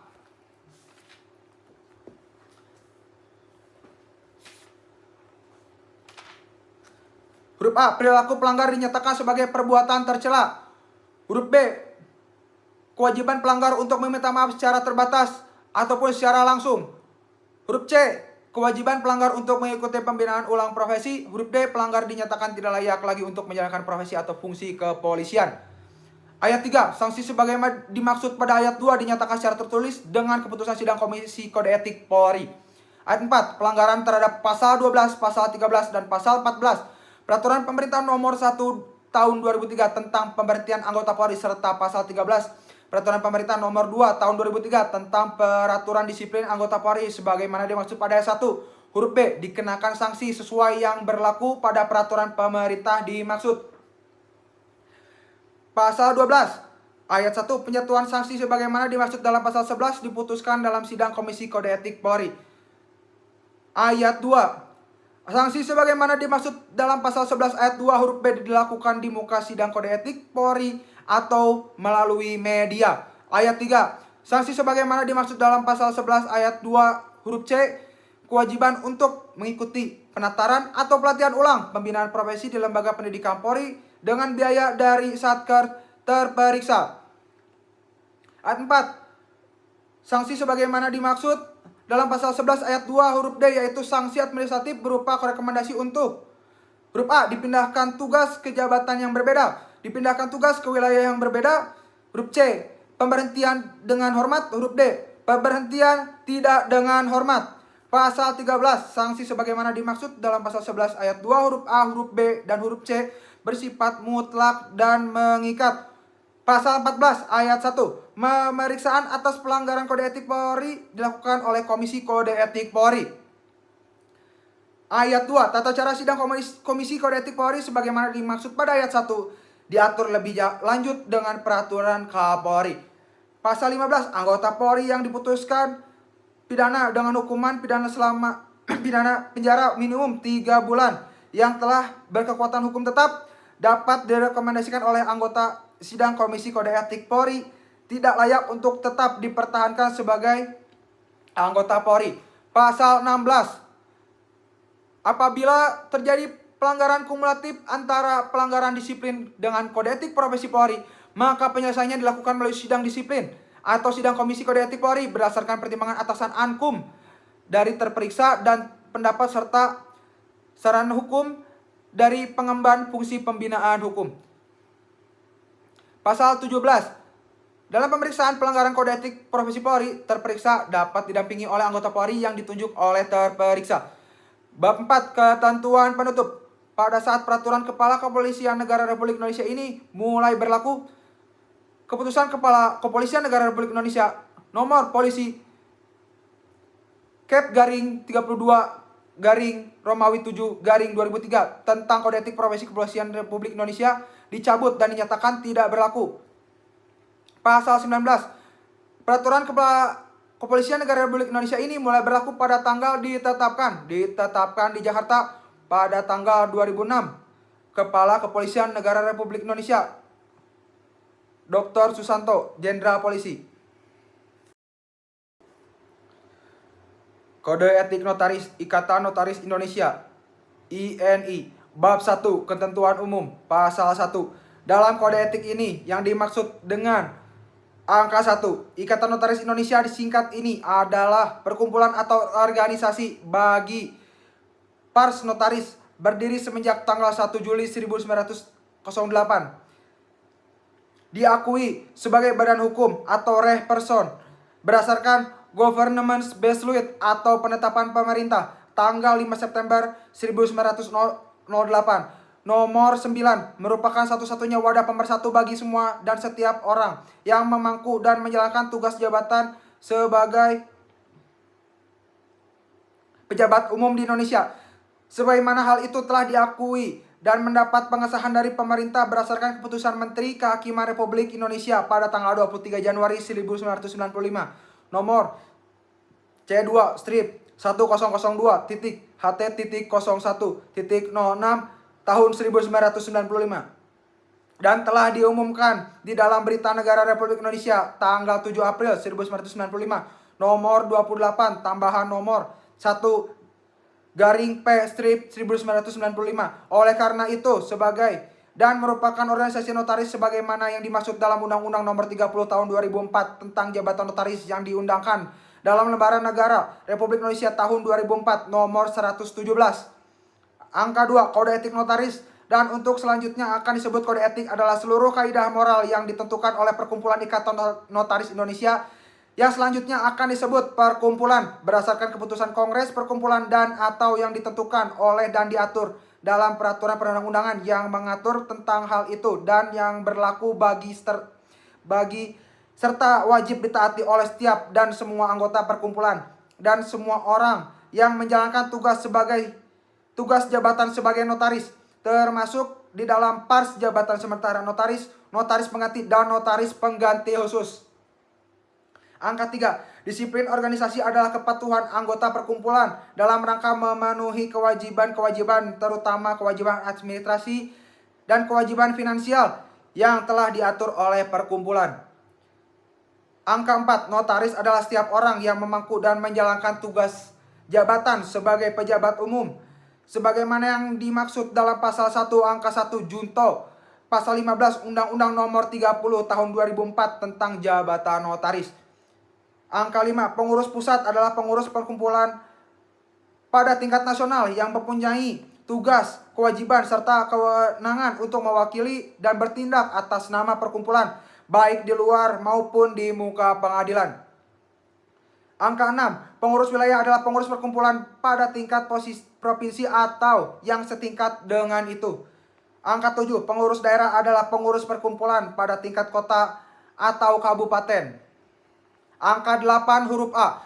Dewan Kehormatan adalah alat perlengkapan perkumpulan sebagai suatu badan atau lembaga yang mandiri dan bebas dari keberpihakan dalam perkumpulan yang bertugas untuk melakukan pembinaan, bimbingan, pengawasan, pembenahan anggota dalam menjunjung tinggi kode etik, memeriksa dan mengambil keputusan atas dugaan pelanggaran ketentuan kode etik yang bersifat internal atau yang tidak mempunyai kaitan dengan kepentingan masyarakat secara langsung, memberikan saran dan pendapat kepada majelis pengawas atas dugaan pelanggaran kode etik dan jabatan notaris. Huruf B. Dewan Kehormatan Pusat adalah Dewan Kehormatan pada tingkat nasional dan yang bertugas untuk melakukan pembinaan, bimbingan, pengawasan, pembenahan anggota, dan menjunjung tinggi kode etik, memeriksa dan mengambil keputusan atas dugaan pelanggaran ketentuan kode etik dan atau disiplin organisasi yang bersifat internal atau yang tidak mempunyai kaitan dengan kepentingan masyarakat secara langsung pada tingkat akhir dan bersifat final, memberikan saran dan pendapat kepada majelis pengawas atas dugaan pelanggaran kode etik dan jabatan notaris. Angka 9. Pelanggaran adalah perbuatan atau tindakan yang dilakukan oleh anggota perkumpulan maupun orang lain yang memangku dan menjalankan jabatan notaris yang melanggar ketentuan kode etik dan atau disiplin organisasi. Angka 10. Kewajiban adalah sikap, perilaku, perbuatan, atau tindakan yang harus dilakukan anggota perkumpulan maupun orang lain yang memangku dan menjalankan jabatan notaris dalam rangka menjaga dan memelihara citra wibawa lembaga notariat dan menjunjung tinggi keluhuran harkat dan martabat jabatan notaris. Angka 11. Larangan adalah sikap, perilaku, perbuatan, atau tindakan yang tidak boleh dilakukan oleh anggota perkumpulan maupun orang lain yang memangku dan menjalankan jabatan notaris yang dapat menurunkan citra sebagai wibawa lembaga notariat ataupun keluhuran harkat dan martabat jabatan notaris. Angka 12. Sanksi adalah suatu hukuman yang dimaksudkan sebagai sarana, upaya, dan sifat pemaksaan ketaatan dan disiplin ke anggota perkumpulan maupun orang lain yang memangku dan menjalankan jabatan notaris dalam menegakkan kode etik dan disiplin organisasi. Eksekusi adalah pelaksanaan sanksi yang dijatuhkan oleh dan berdasarkan putusan Dewan Kehormatan yang telah mempunyai kekuatan tetap dan pasti untuk dijalankan. Angka 14. Klien adalah setiap orang atau badan yang secara sendiri-sendiri atau bersama datang kepada notaris untuk membuat akta, berkonsultasi dalam rangka pembuatan akta, serta mitra jasa notaris lainnya. Bab 2. Ruang lingkup kode etik. Pasal 2. Kode etik ini berlaku bagi seluruh anggota perkumpulan maupun orang lain yang memangku dan menjalankan jabatan notaris, baik dalam pelaksanaan jabatan maupun dalam kehidupan sehari-hari. Bab 3. Kewajiban, larangan, dan pengecualian kewajiban. Pasal 3. Notaris dan orang lain yang memangku dan menjalankan jabatan notaris wajib. Angka 1. Memiliki moral, akhlak, serta kepribadian yang baik. Angka 2. Menghormati dan menjunjung tinggi harkat dan martabat jabatan notaris. Angka 3. Menjaga dan membela kehormatan perkumpulan. Angka 4. Bertindak jujur, mandiri, tidak berpihak, penuh rasa tanggung jawab berdasarkan peraturan perundang-undangan dan isi sumpah jabatan notaris. Angka 5. Meningkatkan ilmu pengetahuan yang telah dimiliki, tidak terbatas pada ilmu pengetahuan hukum dan kenotariatan. Angka 6, mengutamakan pengabdian kepada kepentingan masyarakat dan negara. Angka 7, memberikan jasa pembuatan akta dan jasa kenotarisan lainnya untuk masyarakat yang tidak mampu tanpa memungut honorarium. Angka 8, menetapkan satu kantor di tempat kedudukan dan kantor tersebut merupakan satu-satunya kantor bagi notaris yang bersangkutan dalam melaksanakan tugas jabatan sehari-hari. Angka 9, memasang satu buah papan nama di depan atau di lingkungan kantornya dengan pilihan ukuran yaitu 100 cm kali 40 cm, 150 cm kali 160 cm atau 200 cm kali 80 cm yang memuat huruf A, nama lengkap dan gelar yang sah. Huruf B, tanggal dan nomor surat keputusan pengangkatan yang terakhir sebagai notaris. Huruf C, tempat kedudukan. Huruf D, alamat kantor dan nomor telepon atau fax. Dasar papan nama berwarna putih dengan huruf berwarna hitam dan tulisan di papan nama harus jelas dan mudah dibaca. Kecuali di lingkungan kantor tersebut tidak dimungkinkan untuk pemasangan papan nama dimaksud. Angka 10, hadir, mengikuti dan berpartisipasi aktif dalam setiap kegiatan yang diselenggarakan oleh perkumpulan, menghormati, mematuhi, melaksanakan setiap dan seluruh keputusan perkumpulan. Angka 11, membayar uang iuran perkumpulan secara tertib. Angka 12, membayar uang duka untuk membantu ahli waris teman sejawat yang meninggal dunia. Angka 13, melaksanakan dan mematuhi semua ketentuan tentang honorarium ditetapkan perkumpulan. Angka 14, menjalankan jabatan notaris terutama dalam perbuatan, pembacaan, dan penandatanganan akta dilakukannya di kantornya kecuali alasan-alasan yang sah. Angka 15, menciptakan suasana kekeluargaan dan kebersamaan dalam melaksanakan tugas jabatan dan kegiatan sehari-hari serta saling memperlakukan rekan sejawat secara baik, saling menghormati, saling menghargai, saling membantu serta selalu berusaha menjalin komunikasi dan tali silaturahmi. Angka 16, memperlakukan setiap klien yang datang dengan baik, tidak membedakan status ekonomi dan atau status sosialnya. Angka 17, melakukan perbuatan-perbuatan yang secara umum disebut sebagai kewajiban untuk ditaati dan dilaksanakan antara lain, namun tidak terbatas pada ketentuan yang tercantum dalam huruf A, Undang-Undang Nomor 30 Tahun 2004 tentang Jabatan Notaris. Huruf B, penjelasan pasal 19 ayat 2 Undang-Undang Nomor 30 Tahun 2004 tentang Jabatan Notaris. Huruf C, isi sumpah jabatan notaris. Huruf D, anggaran dasar dan anggaran rumah tangga Ikatan Notaris Indonesia. Larangan, pasal 4, notaris dan orang lain yang memangku dan menjalankan jabatan notaris dilarang. Angka 1, mempunyai lebih dari satu kantor, baik kantor cabang ataupun kantor perwakilan. Angka 2, memasang pagar nama dan atau tulisan yang berbunyi notaris atau kantor notaris di luar lingkungan kantor. Angka 3, melakukan publikasi atau promosi diri baik sendiri maupun secara bersama-sama dengan mencantumkan nama dan jabatannya menggunakan secara media cetak dan atau elektronik dalam bentuk huruf A, iklan, huruf B, ucapan selamat, huruf C, ucapan belasungkawa, huruf D, ucapan terima kasih, huruf E, kegiatan pemasaran, huruf F, kegiatan sponsor baik dalam bidang sosial, keagamaan maupun olahraga. Angka 4, bekerja sama dengan biro jasa, atau orang atau badan hukum yang pada hakikatnya bertindak sebagai perantara untuk mencari atau mendapatkan klien. Angka 5, menandatangani akta yang proses pembuatan minutanya telah dipersiapkan oleh pihak lain. Angka 6, mengirimkan minuta kepada klien untuk ditandatangani. Angka 7, berusaha atau berupaya dengan jalan apapun agar seorang berpindah dari notaris lain kepadanya, baik upaya itu ditujukan langsung kepada klien yang bersangkutan maupun melalui perantara orang lain.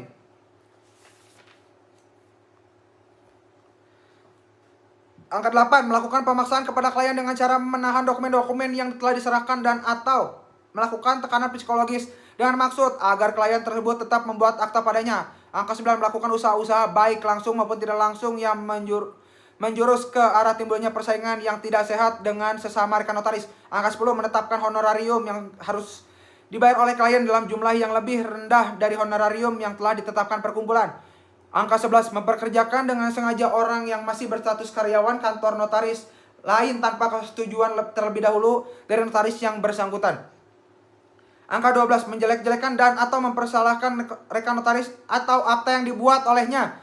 Dalam hal seorang notaris menghadapi dan atau menemukan suatu akta yang dibuatnya oleh rekan sejawat yang ternyata di dalam terdapat kesalahan-kesalahan yang serius dan atau membahayakan klien, maka notaris tersebut wajib memberitahuan kepada rekan sejawat yang bersangkutan atas kesalahan yang dibuatnya dengan cara yang tidak bersifat menggurui, melainkan untuk mencegah timbulnya hal-hal yang tidak diinginkan terhadap klien yang bersangkutan ataupun rekan sejawat tersebut.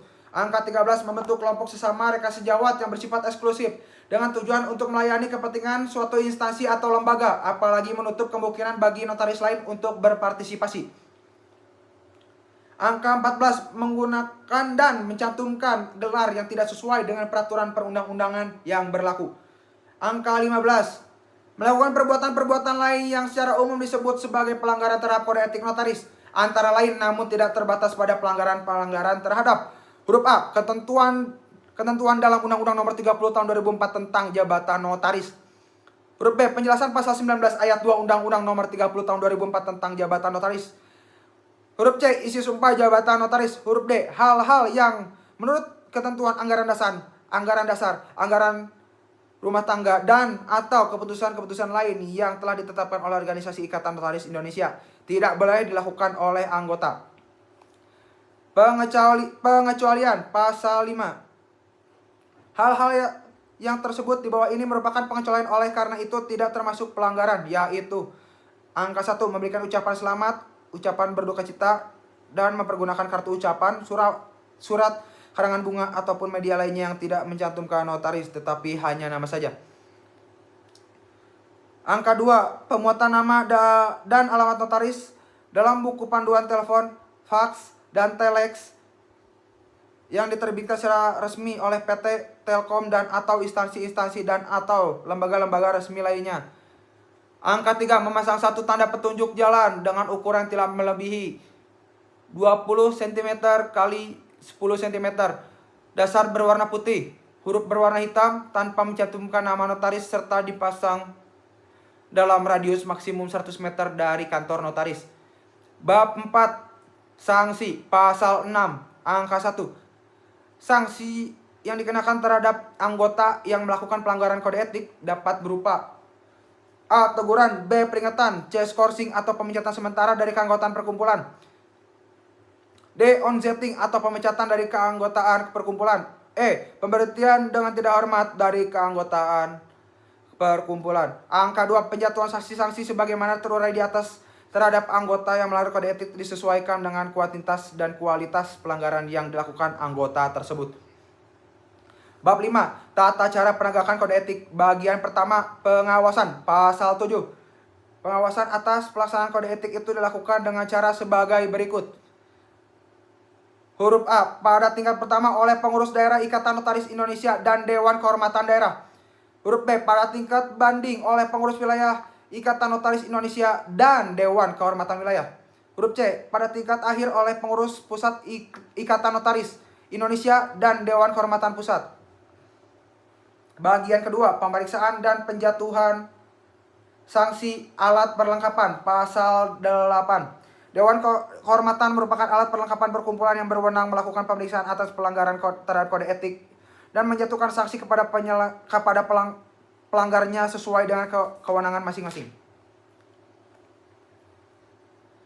Pemeriksaan dan penjatuhan sanksi pada tingkat pertama, pasal 9, angka 1, apabila ada anggota yang diduga melakukan pelanggaran terhadap kode etik, baik dugaan tersebut berasal dari pengetahuan Dewan Kehormatan Daerah sendiri maupun karena laporan dari pengurus daerah ataupun pihak lain kepada Dewan Kehormatan Daerah, maka selambat-lambatnya dalam waktu 7 hari kerja Dewan Kehormatan Daerah wajib segera mengambil tindakan dengan mengadakan sidang Dewan Kehormatan Daerah untuk membicarakan dugaan terhadap pelanggaran tersebut.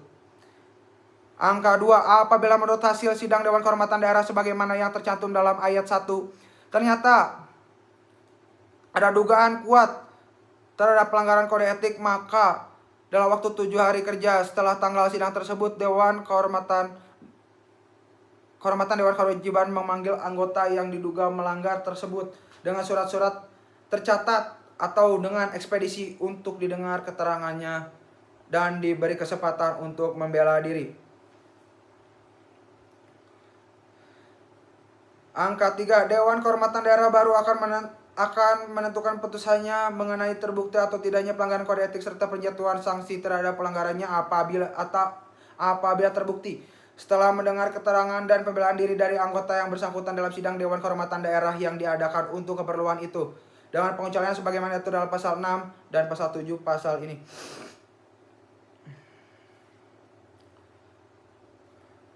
Angka 4. Penentuan putusan tersebut dalam ayat 3 di atas dapat dilakukan oleh Dewan Kehormatan Daerah baik dalam sidang itu maupun dalam sidang lainnya sepanjang penentuan keputusan melanggar atau tidak melanggar tersebut dilakukan selambat-lambatnya dalam waktu 15 hari kerja setelah tanggal sidang Dewan Kehormatan Daerah di mana notaris tersebut telah didengar keterangan dan atau pembelaannya. Ayat 5. Bila dalam putusan sidang Dewan Kehormatan Daerah dinyatakan terbukti ada pelanggaran terhadap kode etik, maka sidang sekaligus menentukan sanksi terhadap pelanggarannya. Ayat 6. Dalam hal anggota yang dipanggil tidak datang atau tidak memberikan kabar apapun dalam waktu 7 hari kerja setelah dipanggil, maka Dewan Kehormatan Daerah akan mengulangi panggilan sebanyak 2 kali dengan jarak waktu 7 hari kerja untuk setiap panggilan. Ayat 7. Dalam waktu 7 hari kerja setelah panggilan ketiga ternyata masih juga tidak datang atau tidak memberi kabar dengan alasan apapun, maka Dewan Kehormatan Daerah akan tetap bersidang untuk membicarakan pelanggaran yang diduga dilakukan oleh anggota yang dipanggil itu dan menentukan putusannya selanjutnya secara mutatis dan mutandis berlaku ketentuan dalam ayat 5 dan ayat 6 serta di ayat 9. Ayat 8. Terhadap saksi pemberhentian sementara atau skorsing atau pemecatan onsetting dari keanggotaan perkumpulan diputuskan, Dewan Kehormatan Daerah wajib berkonsultasi terlebih dahulu dengan pengurus daerahnya. Ayat 9. Putusan sidang Dewan Kehormatan Daerah wajib dikirim dari Dewan Kehormatan Daerah kepada anggota yang melanggar dengan surat tercatat atau dengan ekspedisi dan ketembusannya kepada pengurus cabang, pengurus daerah, pengurus pusat, dan Dewan Kehormatan Pusat. Semuanya itu dalam waktu 7 hari kerja setelah dijatuhkan putusan oleh sidang Dewan Kehormatan Daerah. Ayat 10. Apabila pada tingkat kepengurusan daerah belum dibentuk Dewan Kehormatan Daerah, maka Dewan Kehormatan Wilayah berkewajiban dan mempunyai wewenang untuk menjalankan kewajiban serta kewenangan Dewan Kehormatan Daerah dalam rangka menegakkan kode etik atau melimpahkan tugas kewajiban dan kewenangan Dewan Kehormatan Daerah kepada kewenangan daerah kehormatan terdekat dari kedudukan atau tempat tinggal anggota yang melanggar kode etik tersebut. Hal tersebut berlaku pula apabila Dewan Kehormatan Daerah tidak sanggup menyelesaikan atau memutuskan permasalahan yang dihadapinya. Pemeriksaan dan penjatuhan sanksi pada tingkat banding. Pasal 10.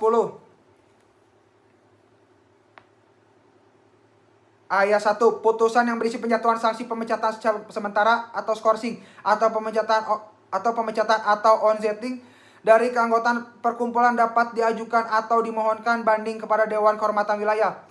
Ayat 2.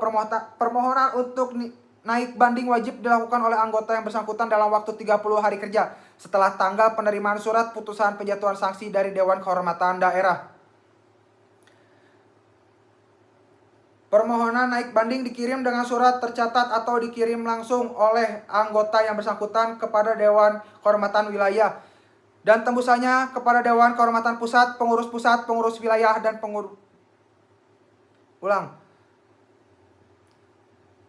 Ayat 3. Permohonan naik banding dikirim dengan surat tercatat atau dikirim langsung oleh anggota yang bersangkutan kepada Dewan Kehormatan Wilayah dan tembusannya kepada Dewan Kehormatan Pusat, pengurus daerah, pengurus wilayah, dan pengurus daerah. Ayat 4. Dewan Kehormatan Daerah dalam waktu 7 hari setelah menerima surat tembusan permohonan banding wajib mengirim surat salinan atau fotokopi berkas pemeriksaan kepada Dewan Kehormatan Pusat. menerima permohonan ayat 5, setelah menerima permohonan banding, Dewan Kehormatan Wilayah wajib memanggil anggota yang naik banding selambat-lambatnya dalam waktu 7 hari kerja setelah menerima permohonan tersebut. Anggota yang mengajukan banding dipanggil untuk didengar keterangannya dan diberi kesempatan untuk membela diri dalam sidang Dewan Kehormatan Wilayah. Ayat 6, Dewan Kehormatan Wilayah wajib memberi putusan dalam tingkat banding melalui sidangnya dalam waktu 30 hari kerja setelah anggota yang bersangkutan dipanggil, didengar keterangannya dan diberi kesempatan untuk membela diri. Ayat 7, apabila anggota yang dipanggil tidak datang dan tidak memberi kabar dengan alasan yang sah melalui surat tercatat, maka sidang Dewan Kehormatan Wilayah tetap akan memberi putusan dalam waktu yang ditentukan pada ayat 5 di atas. Ayat 8, Dewan Kehormatan Wilayah wajib mengirim putusannya kepada anggota yang minta banding dengan surat tercatat dengan ekspedisi dan tembusannya kepada Dewan Kehormatan Daerah, pengurus wilayah, pengurus daerah, dan pengurus Ikatan Notaris Indonesia Pusat dan pengurus Pusat Ikatan Notaris Indonesia Pusat. Semuanya itu dalam waktu 7 hari kerja setelah sidang Dewan Kehormatan Wilayah menjatuhkan keputusannya atas banding tersebut. Ayat 9, apabila pemeriksaan dan penjatuhan sanksi dalam tingkat pertama telah dilakukan oleh Dewan Kehormatan Wilayah berhubungan pada tingkat kepengurusan daerah yang bersangkutan belum dibentuk Dewan Kehormatan Daerah, maka keputusan Dewan Kehormatan Wilayah tersebut merupakan keputusan tingkat banding. Pemeriksaan dan penjatuhan sanksi pada tingkat akhir. Pasal 11 ayat 1, putusan yang berisi penjatuhan sanksi pemecatan sementara skorsing atau pemecatan atau onsetting dari keanggotaan perkumpulan yang dilakukan oleh Dewan Kehormatan Wilayah dapat diajukan atau dimohonkan pemeriksaan pada tingkat terakhir kepada Dewan Kehormatan Pusat. Ayat 2, permohonan untuk pemeriksaan tingkat akhir wajib dilakukan oleh anggota bersangkutan dalam waktu 30 hari kerja setelah tanggal penerimaan surat putusan penjatuhan sanksi dari Dewan Kehormatan Wilayah. Ayat 3, permohonan pemeriksaan tingkat akhir dikirim dengan surat tercatat atau melalui ekspedisi atau oleh anggota yang bersangkutan kepada Dewan Kehormatan Pusat dan tembusannya kepada Dewan Kehormatan Daerah, pengurus Dewan Kehormatan Daerah, pengurus pusat, pengurus wilayah, dan pengurus daerah. Dewan Kehormatan Wilayah dalam waktu 7 hari setelah menerima surat tembusan permohonan pemeriksaan tingkat terakhir wajib mengirim semua salinan fotokopi berkas pemeriksaan kepada Dewan Kehormatan Pusat. Ayat 5, setelah menerima permohonan pemeriksaan tingkat terakhir, Dewan Kehormatan Pusat wajib memanggil anggota yang meminta pemeriksaan tersebut selambat-lambatnya dalam waktu 30 hari kerja setelah menerima permohonan pemeriksaan tersebut. Dipanggil, didengar keterangannya, dan diberi kesempatan untuk membela diri dalam sidang Dewan Kehormatan Pusat. Ayat 6, Dewan Kehormatan Pusat wajib memberi putusannya dalam pemeriksaan terakhir melalui sidangnya dalam waktu 30 hari kerja setelah anggota yang bersangkutan dipanggil, didengar keterangannya, dan diberi kesempatan untuk membela diri. Ayat 7, apabila anggota yang dipanggil tidak datang dan tidak memberi kabar dengan alasan yang sah melalui surat tercatat, maka sidang Dewan Kehormatan Pusat tetap akan memberi putusan dalam waktu yang ditentukan pada ayat 5 di atas. Ayat 8, Dewan Kehormatan Wilayah Pusat wajib mengirim putusannya kepada anggota yang minta pemeriksaan tingkat terakhir dengan surat tercatat atau dengan ekspedisi dan tembusannya kepada Dewan Kehormatan Daerah, pengurus cabang, pengurus daerah, dan pengurus pusat. Semuanya itu dalam waktu 7 hari kerja setelah sidang Dewan Kehormatan Pusat menjatuhkan putusannya atas pemeriksaan tingkat terakhir tersebut. Bagian ketiga, eksekusi atas sanksi-sanksi dalam pelanggaran kode etik. Pasal 12 ayat 1, putusan yang ditetapkan oleh Dewan Kehormatan Daerah, Dewan Kehormatan Wilayah, maupun yang ditetapkan oleh Dewan Kehormatan Pusat dilaksanakan oleh pengurus daerah. Ayat 2, pengurus daerah wajib mencatat dalam buku anggota perkumpulan yang ada pada pengurus daerah atas setiap keputusan yang telah ditetapkan oleh Dewan Kehormatan Daerah, Dewan Kehormatan Wilayah, dan atau Dewan Kehormatan Pusat mengenai kasus kode etik berikut nama anggota yang bersangkutan. Selanjutnya nama notaris tersebut, kasus dan keputusan Dewan Kehormatan Daerah, Dewan Kehormatan Wilayah dan atau Dewan Kehormatan Pusat diumumkan dalam media notariat yang terbit setelah pencatatan dalam buku anggota perkumpulan tersebut. Bab 6. Pemecatan sementara. Pasal 13. Tanpa mengurangi ketentuan yang mengatur tentang prosedur atau tata cara maupun penjatuhan sanksi secara bertingkat, maka terhadap seorang anggota perkumpulan yang melanggar Undang-Undang Nomor 30 Tahun 2004 tentang Jabatan Notaris dan yang bersangkutan dinyatakan bersalah serta dipidana berdasarkan putusan pengadilan yang telah mempunyai kekuatan hukum yang tetap. Pengurus pusat wajib memecat sementara sebagai anggota perkumpulan disertai usul kepada Kongres agar anggota perkumpulan tersebut dipecat dari anggota perkumpulan. Bab 7. Kewajiban pengurus pusat. Pasal 14. Pengenaan sanksi pemecatan sementara atau skorsing.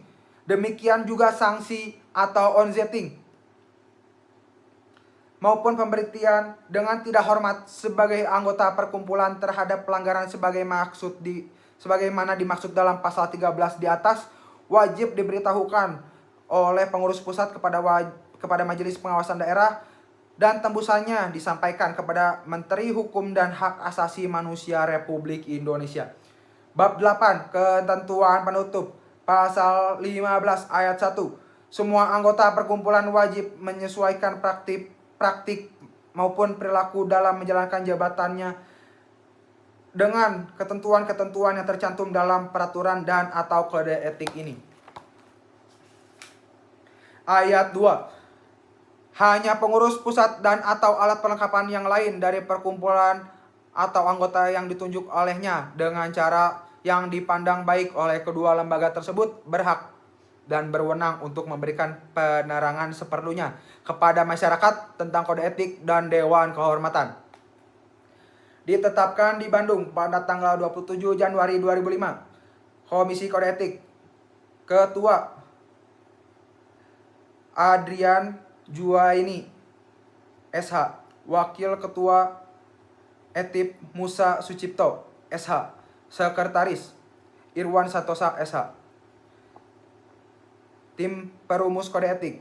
1. Muhammad Hendrawan SH. 2. Dr. Muhammad Afiandi Nawawi SH. 3. Dr. Herlin Budiono SH. 4. Darwani Sidi Bakarudin SH. 5. Iketut Rames Iswara SH. 6. Henrikus Subekti SH. 7. Haji Abu Yusuf SH. 8. Etip Musa Sucipto SH. 9. Miftahul Mahsun SH. 10. Syahril Sofwan SH. 11. Adrian Juwaini SH. 12. Supriyanto SH. Dan 13. Irwan Santosa SH.